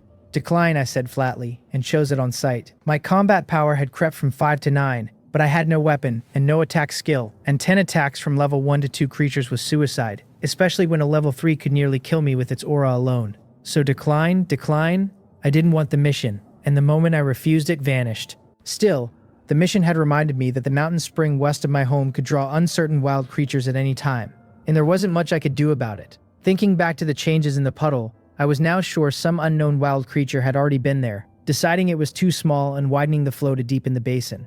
The chat channel turned over fresh waves about all this, that familiar active player envying the strong who could trigger quests, kill invading creatures, and rake in survival points and high-quality equipment and bonus drops. Another player with only 4 combat power complained that a quest notice had popped warning a level 2 wild creature had taken interest in him, which sounded like a death sentence. Someone asked whether he'd accepted it, and a third said a level 1 had nearly torn his house down, only leaving when the timer ran out, dragging every raised animal out of the fence and eating them. Everyone started at the same time. One player demanded, so why was the strength gap already this huge? Another called it unfair, said the strong would only get stronger, and the weak could only wait to die. And a colder voice answered that this was a survival game, that if nobody died there'd be no demand for mall slaves. The active player dropped fresh news, that planting and breeding had mutated and even doing construction in your homestead could trigger a random quest. And a wave of players posted nothing but the word reject and answer. The channel kept boiling while I circled the mountain hunting level 1 wilderness treasure chests, which refreshed daily from what people said. I squatted to set my hand down and see whether the snake had a direction in mind, asking Crescent Moon if it wanted to move around on the ground. It had no treasure hunting attribute, but it had found chests before, so it was worth a try. And maybe there'd be a box of food nearby. The snake reached the ground, froze, and looked back at me, too small to read clearly, but its dazed reaction still told me something. I told it to just take a walk, mimicking steps with 2 fingers beside it, and after tilting its head and shaking twice it lowered down and began slithering forward, swaying as it went. It moved a few meters, stopped, looked back, and once I followed it kept on. Where it walked, I walked. Wherever it went, I went. Confirming I'd follow, it began hugging the grass and picking up speed, until I spotted a level 1 wilderness treasure chest ahead and crouched to let it coil back onto my wrist. I tossed stones around the box to confirm it was safe, then opened it with the snake-wrapped hand for 15 units of white level 1 wood, 3 units of white level 1 stone, and 2 cups of drinking water. My snake clearly had the knack for finding chests, lucky or not, and it beat me running blind circles. I stowed the haul and kept walking, snapping off branches to store whenever I passed any, until Crescent Moon suddenly straightened, head aimed downhill. I wondered whether something was over there, danger or a chest, and squatted to touch the ground and let it decide, since for a chest it should go down, and for danger it should refuse, or run uphill. The snake tilted its head, plainly deciding its owner was stupid and couldn't understand it, then slid down and darted a few meters before looking back to hurry me along, because ahead there was something delicious. I told it we were leaving, getting it this time, and walked fast with the snake back on my wrist. At the edge of a thicket I saw a small flower field still dozens of meters off, packed with flowers and grasses of every color, red and white and blue and green and purple and pink and yellow. The tags named 7 kinds: wild peony, another wild peony, wild orchid, wild Chinese rose, wild sunflower, wild lanternflower, and wild honeysuckle, all level 1 and all in their flowering window available to pick. Some grew a single bloom atop a stalk, some scattered small flowers along vines, some spread in patches with strings of blossoms hanging from their branches. I'd seen the chat channel mention lucky players stumbling onto large patches of pickable plants, and this had to be one of those randomly refreshed bulk resources. Picking flowers it was, then, and I scouted the area first, walking up to a spot slightly above the patch, then throwing small stones low to the ground to avoid damage before heading in. I picked a single honeysuckle and the notice popped at once. One white level 1 honeysuckle, a tiny flower sitting in my palm. Crescent Moon brought its head close and opened its mouth at the flower, and I held it up to the snake's head, watching it swallow the bloom whole and feeling honestly confused, because a snake eating a flower made no sense to me. It wasn't interested in the chives or cabbage at home, so I asked it whether it only ate things that had a level, tapping its tiny head. Fine, if it wants flowers, flowers it gets, as long as it eats, since anything with a level beats anything without, even though I hadn't checked the honeysuckle's material info yet. I picked another, checked the info first this time. White quality, craftable, usable, with slight medicinal value. Then fed it to the snake. The materials would sell, but since Crescent Moon found the place, I'd let it eat its fill before thinking about other uses. After more than 10 honeysuckles, I finally heard a different chime. A green quality flower plus a drop seed. Better than the white ones. I tucked the seed away and examined the green bloom. Unchanged in appearance, but its info now reading craftable, usable, with medicinal value. The word slight gone. I didn't know exactly how much the difference meant, and since I was picking to feed the snake anyway, I read it over and kept feeding. I held a peony flower the size of a fist in front of Crescent Moon, marveling that it could actually eat all of this, and watched its mouth open wide, swallow a bit from the back, then slowly gulp the whole thing down.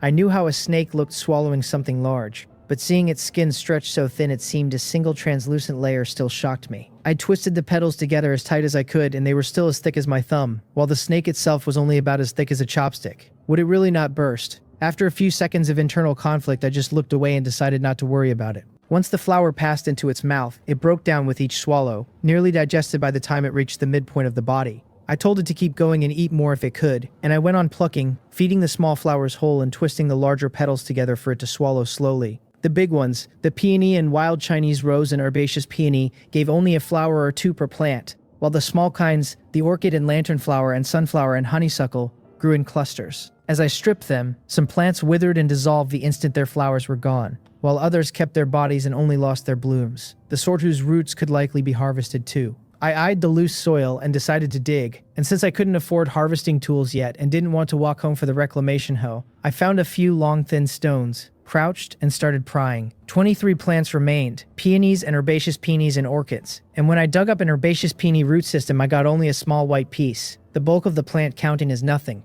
and crumbling to dust the moment it left the ground. This is medicine too, eat it, I told the snake, feeding the section of root from my palm and digging on. Peony roots, herbaceous peony roots, orchid roots, things I'd never handled and couldn't have named the uses for, all showing medicinal value now. I muttered that we would rest a bit, sitting down sweat-soaked and tired but in a fine mood, watching Crescent Moon rest its head on the back of my hand, because at least my snake could finally eat a full meal. After a breather I kept on, digging out every last root, and once the patch was cleared, everything but the dropped seeds went into Crescent Moon's mouth. Past 3 in the afternoon, I checked the time, stood, and walked toward the peak to plant the seeds, and from the summit I could see the surrounding mountains all rose higher than mine, yet this one mountain was absurdly large, the farthest I'd explored still probably just the summit zone of the whole thing. I went up to the mountain spring for a short break, let Crescent Moon play in the water, stripped off my equipment to wash away the dirt and sweat, washed myself, dried off, geared up, and carried the snake home. At the door I set it down to catch bugs in the field, while I went inside for the reclamation hoe and got back to work.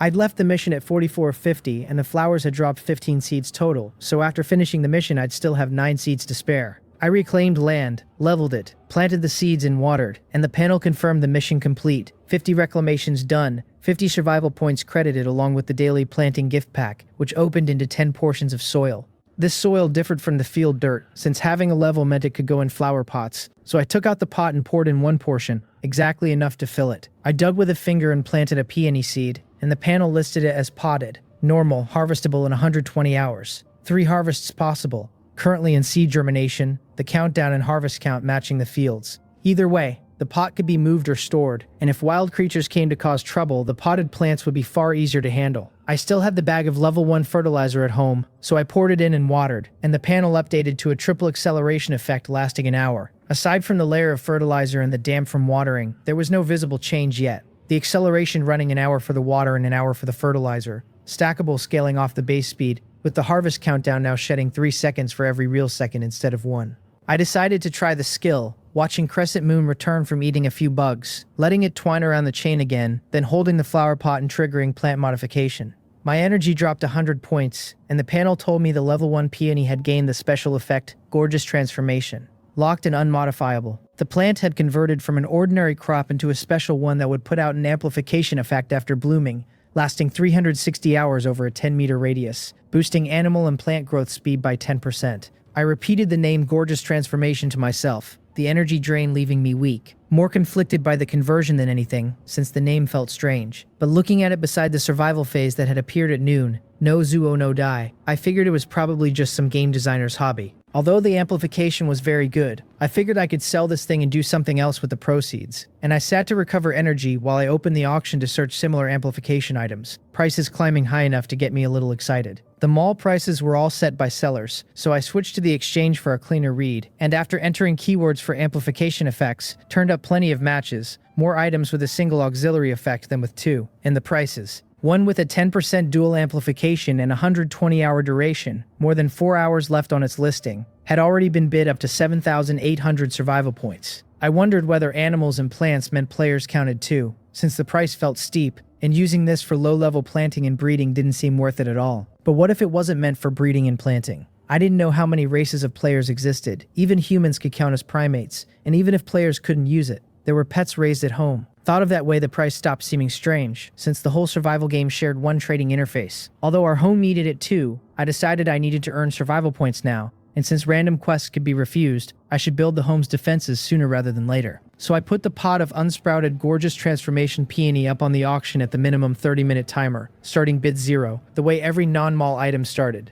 The instant I listed it, a player jacked the bid straight to 20,000 survival points. It really was valuable, and I glanced at the price before closing the auction and switching to the mall to buy a level 1 fence construction blueprint. Like the house upgrade blueprint, these basic protective items ran cheap, just 10 survival points, a fence section taking only white level 1 wood, length 1 meter, height 30 centimeters, thickness 20, defense 3, durability 100. The area inside it warded so non-players and creatures not belonging to players couldn't cross. The fence needed only wood, so I built several sections around my field, a barrier low enough to step over easily. Thick planks and strips crisscrossed with some pieces driven straight into the soil. I settled on a ward, since the field was only 80 square meters, but I wanted my house enclosed inside it too, so that even at night I could come out within the warded ground to handle bugs or watering on the field at any time. I built in a circle, leaving open space in front of the house, running a straight line around it, and finally closed everything into a rectangle, 10 meters by 18, 56 fence sections eating 112 units of wood. I didn't add a gate, since both Crescent Moon and I could go over the top freely, and for now a gate seemed pointless. With the fence done, I fetched 2 more buckets of water, then searched the auction again to compare prices, and saw that 30 minutes had passed and my listing had closed. The pot of Gorgeous Transformation peony had sold for a top bid of 24,500, the 10% auction fee of 2,450, deducted, leaving 22,050 survival points to withdraw. I pulled the points and added to what I had before. I now held 22,123.4. With money, I started preparing other things. First, a well, because I could always fetch from the mountain spring but couldn't go out at night, and that spring drew plenty of wild creatures I had no strength to confront. Since I had the funds, I splurged, buying 39 units of level 1 stone off the exchange at the lowest price of 48 survival points each, which with the 11 already in my inventory gave me enough for construction. The well blueprint needed a section of stonework, taking a 1 meter by 1 meter footprint, storing 50 liters of water an hour, a level 1 source good only for field irrigation and feeding animals. I set the build location in front of the house as near the field's edge as I could, chose to construct, and after a flash of white light the well was done. The wellhead stood about 10 centimeters above the ground, made of gravel, water sitting just a dozen centimeters below the rim. The well looked only 2 or 3 meters deep, and even when I pressed a bucket down the water would splash but never spill over the edge. I could only sigh at how regulated the game world's creations were. Nothing like the mountain spring outside, the wellhead drawable with tools but impossible to modify. Crescent Moon slid down my arm, circled the gravel rim, and stared into the water again and again, since there was water here but it couldn't get in. "This is just for nighttime," I told it. "If I put it in a bucket you can play," and drew a bucket full and lowered the snake in. Now that I had the well, I kept preparing usable things for myself. A new bed, a stove, some salt and fatty meat to actually cook a meal. The mall priced the level 1 wooden bed blueprint at 100 survival points, a touch dearer as a living category item. So I told myself I'd look first and see what the 20,000 could really buy, adjusting the view to sort from the highest price down. At the top sat a level 1 crafting table at 10,000, a level 1 feed machine at 10,000, a fertilizer machine at 10,000, and a level 1 skill book at 10,000. That last one marked limited to a single copy. Below them, a level 1 flame tower at 9,000, a level 1 defense tower at 8,800, and on down from there. The crafting table, feed machine, fertilizer machine, and the unique skill book were the priciest things visible, with nothing at all in the 10 to 20,000 range, only a handful of items at 10,000 before the prices fell off scrolling down. I wasn't thinking about the rest for now, so I bought the skill book first, 20,000 minus 10,000. The points deducted as the level 1 skill book dropped into my inventory. The level 1 skill book cracked open in my hands and handed me plant communication technique. Level 1, a skill that let me hold spiritual conversation with the plants around me. The fine print hurt, since at level 1 the success rate sat at a flat 1%. The effect when it landed was random, and it drained 10 energy a second. This was somehow worse than the modification technique, which at least always produced an effect even if the effect was a coin toss, where this one charged a fixed toll of energy and gave nothing I could count on. It was a skill all the same, so I told myself not to overthink it twice, and went back into the mall to hunt down the things I actually needed. 1%. I could live with that. The first thing on my list was a way to cook and eat, so I bought a level 1 stove and set it in a corner, its footprint exactly 1 square meter, and since a stove came with no pot, I set the durability warm wok on top. Then I spent 100 survival points on a level 1 single bed blueprint, which read out 2 meters long, just over half a meter wide, a bonus of 5% extra recovery speed while resting. Durability now tracked as a percentage instead of 1 use per lie down. I crafted it on the spot, stored the old damaged bed with its single use left, laid the new one down and moved the wooden pillow and straw mat over, figuring I'd keep using a few old things even with money in my pocket. What to do with the broken one I'd decide later. A pot, a stove, a bed, and still I was short a prep table and cooking tools, all of which the mall had. A level 1 dining table came with a food warming effect good for 3 hot servings at 500 survival points, and a full set of cooking tools went for 600. Knives and a cutting board, a spatula, a ladle, chopsticks, and a wooden bowl, plate and basin. After that, I dropped 880 on a kilogram of granular salt, and 310 on a 1 kilogram block of pure white pork fat, which I'd cut up so the rendered lard could grease a few meals to come. Then I took the bone-in rabbit out of my inventory, let the snake coil my finger, and brought it close, and it opened its mouth plainly wanting in but couldn't get the chump down. I told it I'd cut the rabbit first, sliced the meat into strips with a new knife, stripped as much off the bone as I could, and left the bones for stewing with cabbage later. Then I fed the little white snake until it was full, and now it ate as fast as I could hand pieces over, swallowing every scrap and opening its mouth for more. I asked whether it wanted fatty or lean, with no idea which it preferred, bought a piece of lean pork, cut both ways and set them out to let it choose. Crescent Moon went for the fatty, so I stored the lean cut, carved the fat into strips, and kept feeding, buying more, cutting, feeding, until my points had bled down to 6,616, only half a pound of fat left, and the snake's whole job was to eat its fill and sleep, after which it woke up stronger than me. The panel read Level 1, Combat Power 2, Attribute Space, Skill Undeveloped, now sleeping and growing. Growth, not a level up, with no way to know whether its level would shift once it woke, but either way growth was a good thing. The sleeping snake had gone limp, so I laid it by the pillow. Past 5 in the evening already, with no appetite for grinding, I opened the window and door and started dinner. The rabbit bones, the lean meat, a head of cabbage, and the bit of cabbage heart from before all going in. Once I'd washed the wok, cut the fat, and lit the stove. So much in this world carried both data and physical reality, a constant reminder this was a game mode world. The half pound of fat threw off a surprising amount of oil. I ladled off half a bowl, dropped the lean meat and bones into fry, then added the chopped cabbage, a splash of the mountain spring water I'd kept in a bucket, and a pinch of salt. 10 minutes later, the whole house smelled like food. That smell alone was almost worth the day's grind. With oil and salt in it, the meal went down genuinely well, and after one hard piece of bread and a bowl of the dish, I felt I could take a little more, so I pulled out a second piece and finished slowly while scrolling the chat channel. This time I was truly full. I washed the bowl and chopsticks outside with well bucket water and set them by the stove, and there was still meat and vegetables in the wok, enough for one more meal in the morning, when all I'd have to do was reheat.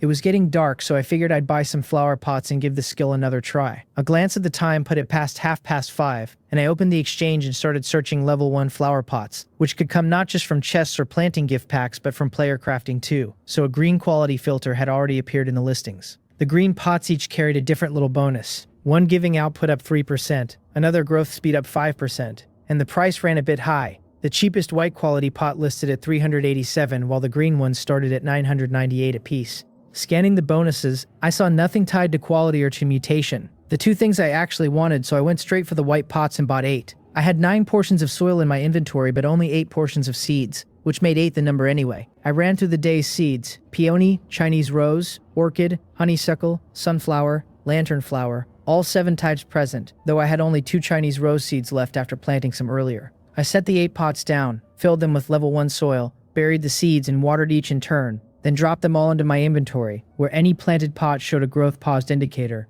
and would only resume once I took it back out. With dark coming on, I drew another bucket of well water, went inside and shut the doors and windows to work the skill where nothing could see in, then lined the pots against the wall and used plant modification technique, my energy back up to 109. The level 1 peony came back with yield up 20% for the 100 energy cost. The stage limit reached no second pass until it advanced. Just a yield bump, only 20%, a little let down, but at least it was positive, not a loss. With my energy down to single digits, I climbed onto the bed and began concentrated meditation cultivation, which always tipped me into sleep partway through. When I woke, it was already 11 at night. The first thing I felt the wind outside, wild and clawing at the walls. Something was out there, and lucky for me, I'd already built the fence. I sat and listened to the wind howl, picking out the roars of beasts woven through it, and felt again the peace the ring of fencing bought me. At this stage, high-level wild creatures wouldn't come at a player's home, but that mercy only covered the high-level ones, and a pack of level 0 animals with no fence could pin me in my doorway and gnaw the field clean, while I waited helpless inside. Besides, level 1 or level 2 could never count as high level, no matter how I turned it over. The mountain wind was a little strong, but nothing unusual. I let go of whatever was outside and picked up a pot of Chinese rose to run the skill again.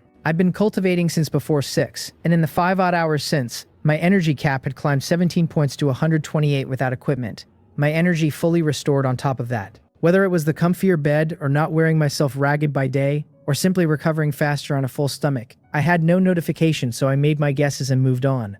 I used the skill on the Chinese rose, and the result was nothing like a yield bump. The effect reads Spirit Awakening, locked the moment it landed, with further modification possible only after the plant advanced. The plant had transformed from a production-type crop into a spiritualized creature, a thing with a nurturing spiritual consciousness that on reaching maturity could choose to break free of the original body with a very high probability of backlash or escape, or else be converted through communication into a plant-type pet. Danger level before maturity, none. After maturity, extreme. The headache came on the instant I read that word, extreme. In the dead of night, this luck, good or bad, to roll a plant with an extreme danger rating, surely that took a stroke of luck of some kind. The trouble was the danger pointed straight at me, and the communication and convert path, given the bluntness of that warning, had to carry a vanishingly low chance. Still, I couldn't bring myself to sell a Chinese rose that hadn't even sprouted. I told the rose I'd raise it for now and see how it grew, and warned it not to bite me, because if it bit me, I'd stew it in a pot, tapping the pot and muttering a whole string of nonsense at a flower with no consciousness yet. With only 28 energy left, I had no interest in another cast, so I set the rose pot on the inner side of the bed, glanced at the sleeping snake, and lay back down to cultivate. A thought drifted up as I sank in, whether this could cure insomnia, since it dropped me off within minutes every time. I never stepped out to check, so I had no idea what else prowled near my home besides the gale. At the mountain spring west of the house, the red great snake circled the waterhole, lowered its huge head, and swallowed the birds it had thrown in earlier to soak. The blood scent drifted down the stream along the hillside, and a while later a tiger and 2 wolves came tearing up from the foot of the mountain. As they reached the top, black mist slid over the red scales until the great snake hid completely, and near the mountain spring the tiger turned on the wolves refusing to believe they'd lose, the 3 locking on each other at the water's edge. The fight kindled at a touch, and they had already torn damage into one another when the black mist surged, and a snake tail far larger than the tiger's whole body came smashing down on heads that hadn't yet grasped the situation. All 3 were battered half to death, and the tail shoved the prey to the rim of the hole. It pressed one wolf's head into the water to soak, let the blood ride down the stream, then ate it once it had bled out enough, pushed the next in and crushed its head to keep the lure flowing, and finally dragged the tiger over for the same treatment. With them all eaten, a shimmer of light rippled across the red scales, and the great snake went quiet, waiting on the next bait to bite. Only when the wind died and one more lured bird had been swallowed, did the great snake stir the water with its tail, the spring scrubbing away every trace of blood, and after widening the hole a little more, it moved east along the mountaintop. Passing Yuwu's yard, it stared at the house a while, studied the plants in the field, looked down at the fence holding up its air wall, tilted its head, silently opened its mouth, shook its head, and slid off east. Since this little human's appearance had brought the mountain spring into being, it would keep an eye on the place and keep certain things from bothering him by day, because it didn't care to hunt in daylight anyway. Besides, the human seemed rather timid, and the tiny water-loving snake in his home was being raised well. Both of them little fellows, rather cute. The snake left, the wind stopped, and at 8 in the morning the sky brightened as most of the torn-up terrain, trees, flowers, and grass refreshed in an instant, leaving only the stone crevice mountain spring and its widened hole as the red great snake had left them. My eyes opened on survival game day 5. Daytime 8 to 6, sunny, 24 to 32 degrees, wind force level 2. The clock just passed 7:30. The task land reclamation and field preparation, none of 300 square meters cleared. The reward 30 survival points and a planting gift pack. More land to reclaim, and the task felt a little awkward. Maybe because I had no seeds left that several straight days of clearing for planting had quietly turned into clearing and prepping fields. The little white snake crawled up from under the bed and greeted me, having grown overnight. I told Crescent Moon it had grown fast and that I couldn't drape it around my neck anymore, then tapped its smooth, cold scales. My snake only had to eat its fill and sleep, and it woke up stronger than me. The panel confirmed it. Level 1. Combat power now 13. Attribute space, and a skill this time. Space Blade, an attack-type pet skill dealing 50 to 200% of the pet's combat power. Its combat power had jumped from 2 to 13, and it had a skill on top. I had no picture yet of what Space Blade looked like or how its damage worked, but my snake, once no bigger than a chopstick, had finally grown into something substantial. I straightened the snake out to measure, and it raised its head in confusion to see what I was up to, and I told it that at 2.5 meters it couldn't go on being a pendant around my neck. As I picked it up, 6 or 7 centimeters thick now, it twisted naturally, wrapping my waist, winding over my shoulder, and coming to rest beside my necklace again, so it could keep hanging on its master. I told it to go down and eat first while I found another pot to modify, spent 776 survival points on 2 dressed chickens, cut them up and set them out for breakfast, which got it to let go of me for a while. Sitting by the bed, I used the skill on a pot of orchid for 100 energy, the result breeding up 20%, the stage limit reached. The detail told me a plant with this effect would definitely yield plantable seeds or seedlings on harvest. A guaranteed return, the percentage on top adding quantity to that base. Then I picked up the Chinese rose from beside the bed, already pushing out little branches, and touched the leaves that hadn't fully opened. The tag read, Level 1 Rose, Mutation Spirit Transformation, lacking fertilizer, maturity in 112 hours. Unlike the other pots in normal growth, this odd rose was already hungry, so I opened the trading interface and went straight for the priciest player-made meat fertilizer. A portion ran 1,790 survival points and arrived as a bag no bigger than my palm, expensive and tiny at once. I told the rose it was eating the best in the house, digging a hole and pouring the blood-colored viscous fertilizer in, then brushing soil over it. I meant to keep it fed while it grew so it wouldn't go hungry and turn rebellious once full grown, since a thing left starving while young surely wouldn't behave well later. About half a minute later, the rose flipped to lacking water, so I took the half bucket of mountain spring water from my inventory and watered the pot bit by bit. Crescent Moon rested its head on my arm to watch, and when the rose suddenly moved, the snake's head froze, looked a few more times, then turned back to my face, as if to ask what was going on. A plant twisting and showing off harder than a snake. I told the snake it was plant growth acceleration, that after fertilizer and water the rose had crossed 5 hours of growth in 5 minutes, pressed its reared head back down, and told it not to fuss. Plants in this world already grew fast, and now this one was super accelerating on top of an already fast base. In 5 minutes, the rose reached about 1 meter 3, a single stalk 2 centimeters thick, dark green and dense with red thorns, leaves alternating along it, the largest the size of my palm. The color a green so deep it ran nearly black. The tag flipped to lacking light, maturity in 107 hours, and with hours yet before dawn it would have to wait, since the courtyard had no light and with no moon there was no moonlight, the only fix to wait for daybreak. I set the pot down, lit the stove, and heated last night's leftovers, breakfast running nearly to dawn. At 8, after a bowl of vegetables, a piece of dry bread, and a bottle of water, I opened the door and carried the rose outside into the sun, then dropped the other pots into my inventory and lined them up side by side. Some were already mature, and watching the white snake bolt into the field, I went down the plants one by one to a real harvest waiting. Basically everything from the first day was ready. Over 30 of the 50 from the second day mature too. A handful more only hours off. All harvestable in one sweep today. I called Crescent Moon and told it we were going for water, since even with a well I wanted to look at the mountain spring, partly for water and partly so the snake could play. My well too limited for a growing snake to splash in. The white snake slipped out from between the plants, glanced at me swinging the buckets, and wound around my clothes until it coiled my whole body. I told it it could still wrap around me now, but once it hit 10 meters, or dozens, it would loop me twice and I'd just vanish. I patted its head, felt the cool scales, and walked west, chatting at a snake that couldn't make small talk yet while I scrolled the chat channel. One player was complaining about how hard it was to raise combat power, so I opened my own player information. I was Mountain Forest Zone 9655. Player 11, Yu Wu, Human Race Planting Class, Energy 62 of 146 plus 10. From equipment, stamina 70 of 70, combat power 10. My skills, plant modification and plant communication at level 1. My method, concentration cultivation. My equipment ran the blue snake bone chain at 95% and worn white cotton shoes, pants and top. My pet crescent moon at combat power 13. My assets, the 15 square meter hut and an 80 meter field. My survival points 954 and change. My energy cap kept climbing and my combat power had hit 10. Not as strong as my own snakes, but I felt good about it, since apart from that level 3 snake that flattened me, I hadn't run into another real danger. The thread filled with bitter stories of players harassed by level 0 and level 1 wild creatures even without taking missions. Their combat power too low and their classes outside hunting, so they had no attack skills, and their fences kept getting smashed. One crafting class player had built a fence and well hoping for a quiet pastoral life, only to watch a mixed pack of level 0 and level 1 rabbits gnaw away the vegetables in the whole fence perimeter. The lonely wooden hut survived only because he never attacked the rabbits and the house stayed in safety mode. Another had killed a level 1 wolf and gotten his home besieged by a pack, surviving once the fence broke only by crafting fences non-stop and shifting position to throw up air walls, before going silent after a dozen broken messages.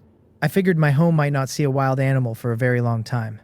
When I reached the puddle below the mountain spring, I walked up with a helpless smile, because the puddle had grown and the small things left in it told a lot. The white snake shook its head toward the puddle, wanting to play, so I let it go in, stripped my equipment, and stepped into the irregular circle of water, more than 2 meters across. The bottom held stones and sand of every size, and mixed among them were ultra-small materials rarely seen on the market. Reaching into a gap, I pulled out a level 3 eagle feather fragment in green, a craftable material, and pictured the battle that must have happened here in the night. Some creature hunting and the hunted dropping pieces of themselves into the water. Combing the bottom clean, I came up with 3 level 3 eagle feather fragments in green, 2 tiger tooth fragments in blue, 4 wolf furs in white, and 2 crane claw fragments in white.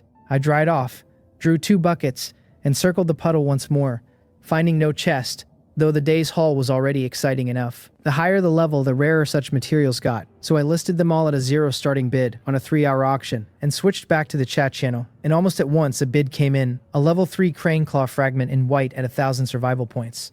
Even white quality fragments fetching 1,000. In a fine mood, I went back to play in the water with Crescent Moon. A high-level creature was working this area, digging the puddle to hunt and feed. A very dangerous discovery. Except that at this stage, so long as I took no missions and never attacked a high-level creature, I wouldn't get marked for destruction. And the level 0 and level 1 creatures that could attack players simply wouldn't spawn where a high level 1 had been. Maybe scared off by its scent in the water. The white snake came up out of the water and quelled me again, nudging me to find food. I told it we'd hunt treasure chests and check for fresh flowers and grass on the way, and picked a direction into the wilderness back past the flower field, where only a few new shrubs had come up overnight. Then on, alternating running and walking, watching every harvestable tree. Then I remembered Crescent Moon had a skill, and asked whether it wanted to try attacking, tapping a poplar trunk and bringing the snake's head close while I worked out how to convey the idea. The trunk broke and toppled, the fallen poplar dissolving instantly into 3 level 1 wood and 20 firewood in my inventory. The strike Crescent Moon's space blade, a clean planer cut nearly straight through, a sliver of bark left that turned useless the moment the tree fell. I wanted to praise my snake, but one look at its head drooping listlessly told the story, so I told it to rest while I gathered firewood myself. Eat its fill, sleep, wake up stronger than me, and one skill cast still wrings it dry. I propped its head on my other shoulder, secured it, and kept walking the mountain, hunting resources, and bundling firewood. By 11 I'd found only 1 wilderness treasure chest, while Crescent Moon recovered and dropped 2 more trees. Then the auction notifications rolled in, the white crane claw fragment selling for 5,010, the white wolf fur for 8,053, the green eagle feather for 13,250, and the blue tiger tooth fragment hitting 95,250, all after fees. I tried my hardest not to laugh out loud. I failed. Yesterday, a single pot of flowers had cleared over 20,000, and I'd thought it a massive windfall. But that was only level 1, and against these level 3 fragments, the higher levels simply won. When I pulled all the survival points out and saw the total, 246,000 and change, I really couldn't hold the smile in. I felt like a broke kid who'd bumped into a billionaire and gotten handed a fat red envelope. Time to go home and see what I could buy. I hurried back, let the snake roam, and checked the listings. The mall first, still topping out at 10,000 points apiece, the same as the night before. With nothing new and no rush, I burned some energy on a pot of honeysuckle, which gave yield up 50%, then searched the auction since my points had jumped and I needed to turn them into things my household could use. Skill books? None. Equipment? Only 5 level 3 pieces, all white, already at 5 or 600,000 and climbing. Pet enhancement items? A few advancement and evolution pills, the level 1 versions already pricier than level 3 equipment. In planting, the top entries were level 2 green, but my skill only worked on level 1, so I passed on those too. After all that, I could only settle on level 1 player potions. A level 1 stamina enhancement potion sat at a current bid of 4,498 with a minute left, and stamina and energy potions ran about the same, but I needed the stamina boost more, since energy I could train while I'd found no growth path for stamina besides potions. There was a usage cap too, 50 uses before a level 1 enhancement item stopped working entirely. Tens of thousands were listed, prices bunched together and crawling once they hit around 4,500. Potions came from chests or herb crafting, and as long as players could brew them, the price stayed near the raw materials, with the crafters only striking it big through luck or an exclusive recipe. Then I remembered consignment, which had even more listings than the auction. The floor at 4,503. Simpler to buy straight from consignment, since the gap was only a few points and auctions meant waiting out the clock with a last-second snipe risk. So I bought from the lowest price down, on, players buying and relisting, and stopped after 49 potions. They ran me 220,600 and left me 25,578 and change. Even if those 49 didn't each push my stamina cap up 20, they should give a steady 17 or 18, and once used my cap should climb from 70 to 8 or 900, 1,000 if luck broke my way. With the bit left, I could buy a fertilizer machine and wood for a fence, since the rules kept high-level creatures from striking first and I could focus on self-improvement and growing the field. I spent 10,000 on a level 1 fertilizer machine, then 950 on 50 units of white level 1 wood. My assets now reading the hut, the 80-meter field, and a level 1 yard 30 meters by 30. With money in hand, I built the yard as big as I could, the perimeter going from 56 fences to 120, not folding in the mountaintop or stretching toward the mountain spring, just pushing east and south into a square private yard. Then I grabbed the reclamation hoe and dug along the field and fence to finish the day's task, 300 square meters. Reclaiming land ate stamina fast, and after a while mine dropped to single digits, so I went in and started a chicken and potato stew with green peppers, the day's meal. While it simmered, I set up the new fertilizer machine, a thing that processed materials into fertilizer, the level 1 model limited to level 1 fertilizer. The crafting line wanted 5 units of level 1 meat and a craft cost in energy, with a note that non-crafting players could spend survival points instead at 1 energy to 5 points could only process through the machine, and triggered no extra effects, the craft taking 10 minutes. Level 1 meat fertilizer sold around 1,800 and the cheapest meat about 290 a unit, so 5 pieces plus the 250 crafting cost ran 1,700 to produce. Each craft cleared about 100 survival points, 6 an hour, 144 a day, enough to earn back the machine in a single day, except it could only run 1 batch at a time, no stacking, no queuing. As I ate, I tallied the profit and realized I was turning a little money obsessed. Anyone rich enough to buy a manufacturing machine wouldn't have skipped skill books first. Normally people go out by day, can't sit at the crafting table, and put cultivation first at night, so the people with money wouldn't pour themselves into this, and the people without couldn't afford it, which explained the thin listings. The white snake came in through the open door, saw me eating, and slid over hungry for food. I told it the meat was its, and to eat up that I'd buy more when it finished, since we weren't rich but could at least eat our fill. I laid the sliced level 1 meat on a plate and set the snake on the table, where it coiled to the far side, its body taking up half the surface, and lowered to eat. This time it ate slowly, as if pacing me, 1 piece for every bite I took, and by the time I'd finished my bowl and a piece of bread, its plate was clean too. I asked if it wanted more, and the white snake shook its head, pressed it to the back of my hand, and wound back up my arm. Eat when hungry, cling lazily when full. That was the whole policy. I told the snake to speak up when it was hungry, since I just started a batch of flower fertilizer and wanted to check whether the rows needed feeding too. I washed up, set the dishes by the stove, and pulled the finished level 1 meat fertilizer from the machine, identical to the bag I'd bought that morning, the same high price and stingy amount. Outside, I squatted in front of the Chinese rose with its 2 small branches, dug a hole, and poured in a tiny bit, and stimulated by it the rose, which had shown nothing a moment before, flashed a requirement tag. I poured the whole bag in. A water deficiency tag came up as expected, and I poured in the morning's mountain spring water slowly. With enough water, it began its rapid twisting growth again, the tag flipping to normal, maturity in 93 hours. It had read 107 hours that morning, and 4 hours on, this round of feeding and watering had skipped the rows. 10 hours forward at high speed. In the warm sun, only physical change showed now. 3 main branches up from the roots, each with over a dozen smaller branches, more leaves stretching their thick blades. I stood to take it in, the rose well taller than me, probably past 2.5 meters, and still without a single flower bud.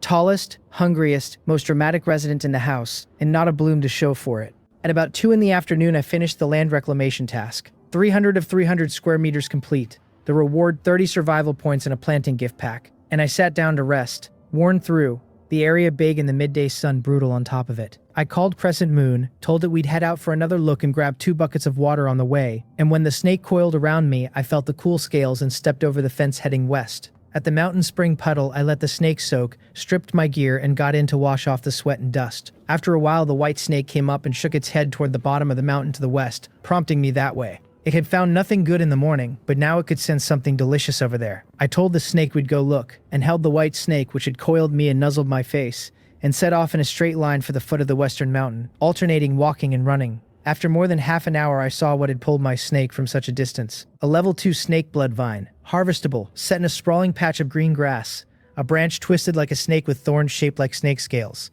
3 small flowers rode it, red and pink and blue, each no bigger than a fingertip, shaped like open snake mouths. I told the snake it was probably something it could eat, but I had no idea whether the plant attacked people.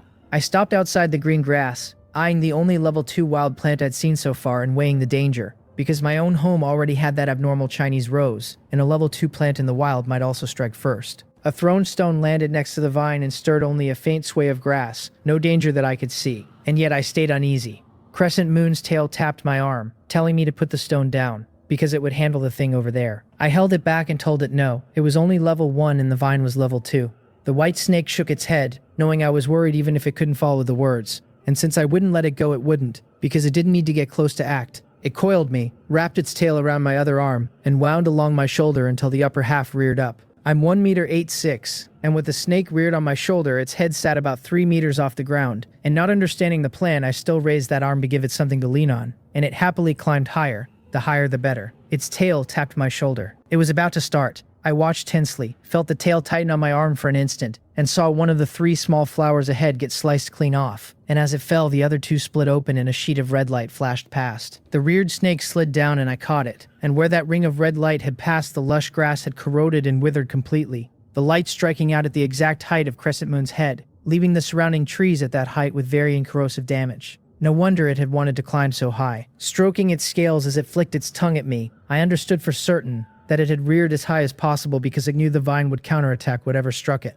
Now its tail flicked urgently toward the vine, telling me the danger was gone, so I walked into the withered patch, watched the snake for any objection, and pulled the snake-shaped thing, about 1 meter long, out of the ground. It dropped a single level 2 snake blood vine in blue, nothing else, but the one material was high quality and carried a rare excellent effect. The detail read, blue quality, medicinal ingredient, craftable edible, with a note that serpentine creatures could consume it directly for a chance at a random enhancement effect. Serpentine creatures, the word being creatures, not pets, which meant snake-type players could use it too, and since it wasn't a potion, it wouldn't burn a potion usage charge. I told the snake to forget the rest, and holding a Crescent Moon gone limp from using its skill, turned to run for the mountaintop. The tail waved in front of me, pointing another direction, because it had seen a chest while reared up high and wanted it before we left. I turned to walk that way, wondering if there was more good stuff, and after more than 3 minutes, I saw a level 2 wild treasure chest, except this one sat at the top of a pine, a huge tree with no label, not a harvestable target. I told the snake to rest while I climbed,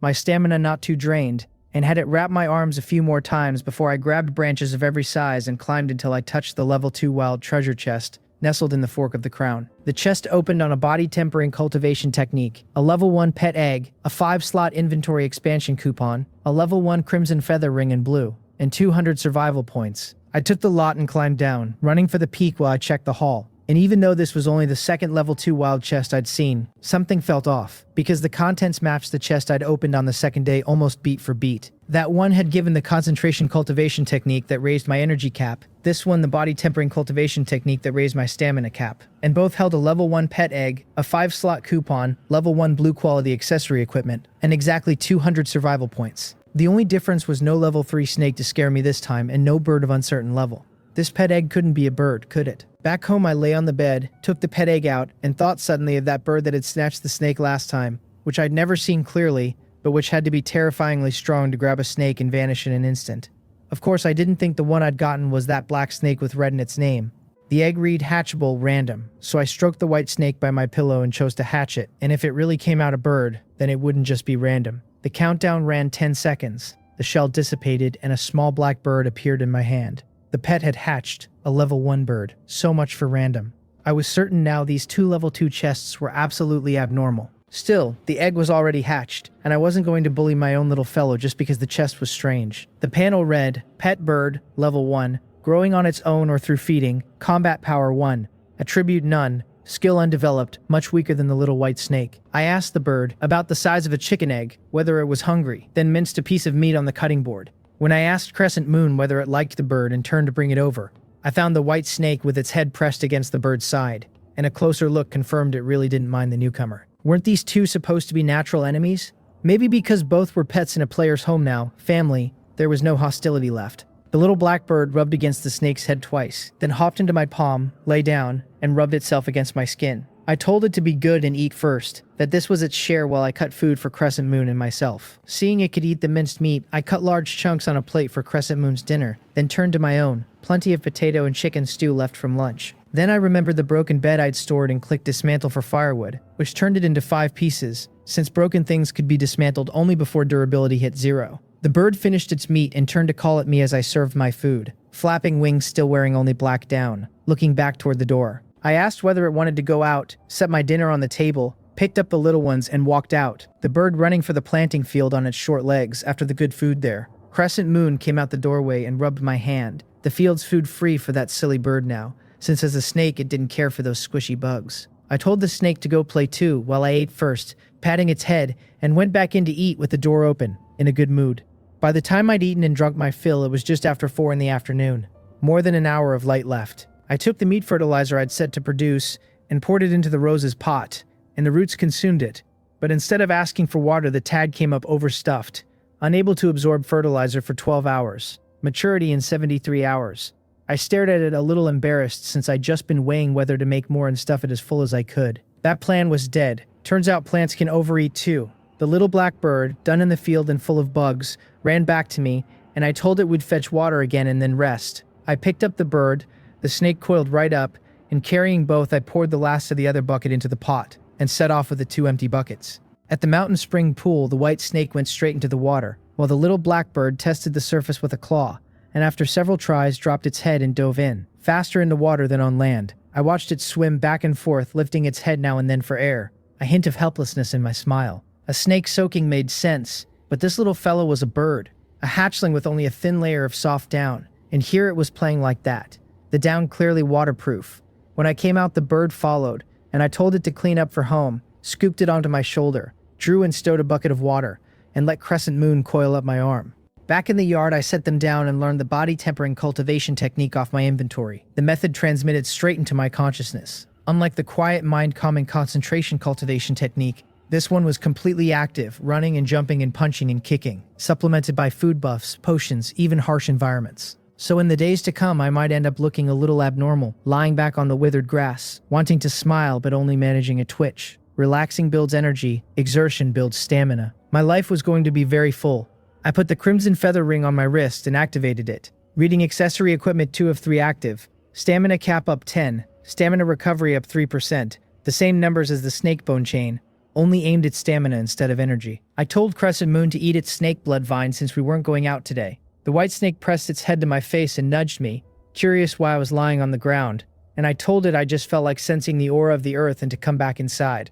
Then jumped up, scooped the bird, and went in. The campfire still burned. I gave the vine to Crescent Moon, watched it swallow the thing whole, and set it on the inner side of the bed, the panel noting Level 1, Combat Power 13, Attribute Space, Skill Space Blade, strengthening via consumption of special items. Its strengthening was just sleeping quietly. The little black bird stood staring hard at the coiled snake, got no answer to its calls, and turned to look up at me, the snake ignoring it. I told the bird to eat more and sleep here once full, since I might not have time to look after it for a while, and set it on my shoulder, minced a piece of meat onto a plate, and set it on the table. Short on tableware, I bought a new set, put a bowl of water beside the minced meat, and let the little one eat and drink as it pleased. With nothing else to do, I took out a stamina enhancement potion and drank it, but instead of lying down to wait it out, I went outside to run circles around the house, because plain running, once cultivation kicked in, felt the same inside, especially with the potion working. The soreness from the potion strengthening, layered onto the rapid stamina drain from cultivation, kept polishing my consciousness as the two overlapped, and once I started moving, only one thought remained, that I couldn't let it go to waste. The notifications came one after another. Effective strengthening, stamina cap up 1, effective strengthening up 1, effective cultivation up 1, on and on.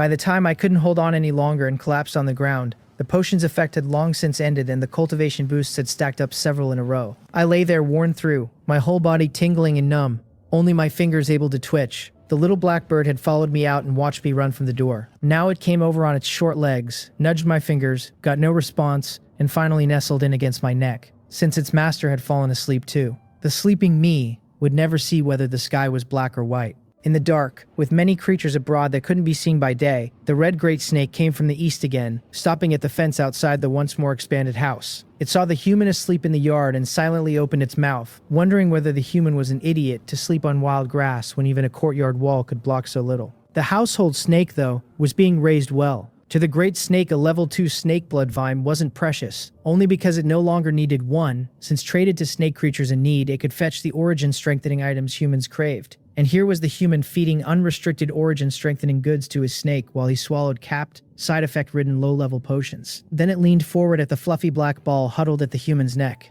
A bird.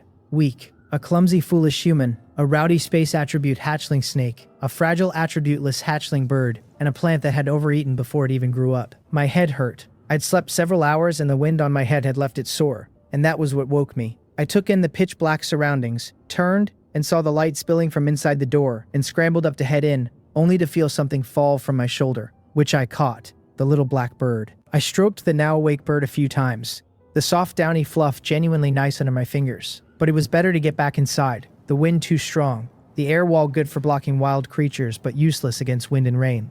At the door I glanced at the flower pots outside the house and decided to leave them for now.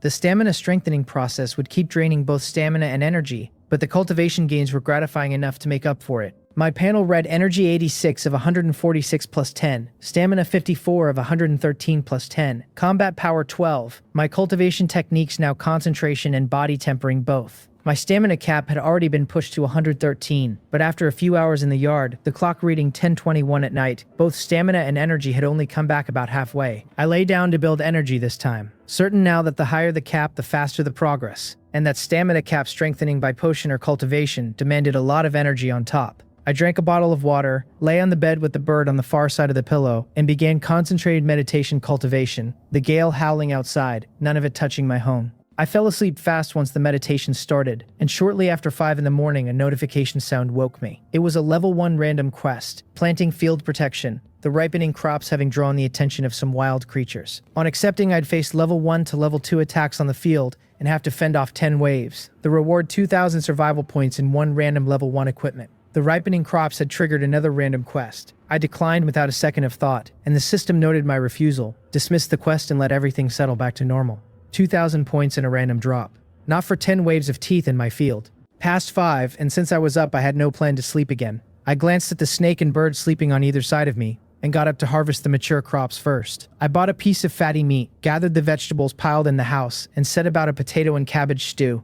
I lit the fire, cut the fat and dropped it all in, scooped the rendered oil into a basin, then added the vegetables and salt to stew slow. With it simmering, I opened the door, walked into the pitch-black yard, and lit a campfire beside the field, since there was no cap on campfires but no putting one out either once lit, the only option to start a new one elsewhere. I fed it 3 pieces of firewood, enough to burn till dawn, and walked into the field by the firelight. The level 1 cucumber I'd planted on the first day had been accelerated a few times and now read mature, none of 3 picked yet. The vines tangled together, and searching through them I picked 5. 3 white and 2 green, along with 2 cucumber seeds, the tag now wanting a day before another harvest. I sat by the campfire and read the detail. The white cucumber an ingredient. Craftable, edible, restoring 1 energy. The green one the same but restoring 2. Level 1 vegetables came with recovery built in. Though for a cucumber that size, the whole thing only gave back 1 or 2 energy. Still, a free direct recovery, no point being picky. After grumbling the numbers were too low, I caught myself getting ahead of things, because I'd once had my stats crash to the absolute floor, and back then a bit of this food would have looked like treasure. The prices weren't much anyway. White cucumber about 40 survival points, green 4 or 500, and besides the recovery they were vegetables my household needed to eat, so since I wasn't short on money I had no plan to sell them. Several more cucumbers read ready in a few dozen minutes or hours, and of the 50 crops planted on the second day, most of the white quality ones were already harvested, the rest either green and not yet mature, or the multi-harvest types. The clock turned to survival game day 6, daylight 8 to 6, overcast 22 to 26 degrees. Wind Force 5. The time 5:43 in the morning. The quest planting 20 level 1 or higher crops. The reward 200 survival points and a planting gift pack. The standard for the planting quest was that the crops had to be level 1 or higher, and the cheapest level 1 seeds were single harvest vegetables: cabbage, oilseed rape, radishes, celery, the consignment floor on even those sitting at 90 survival points. The expensive ones weren't really far off, since anything sold in the mall topped out at a listed 99.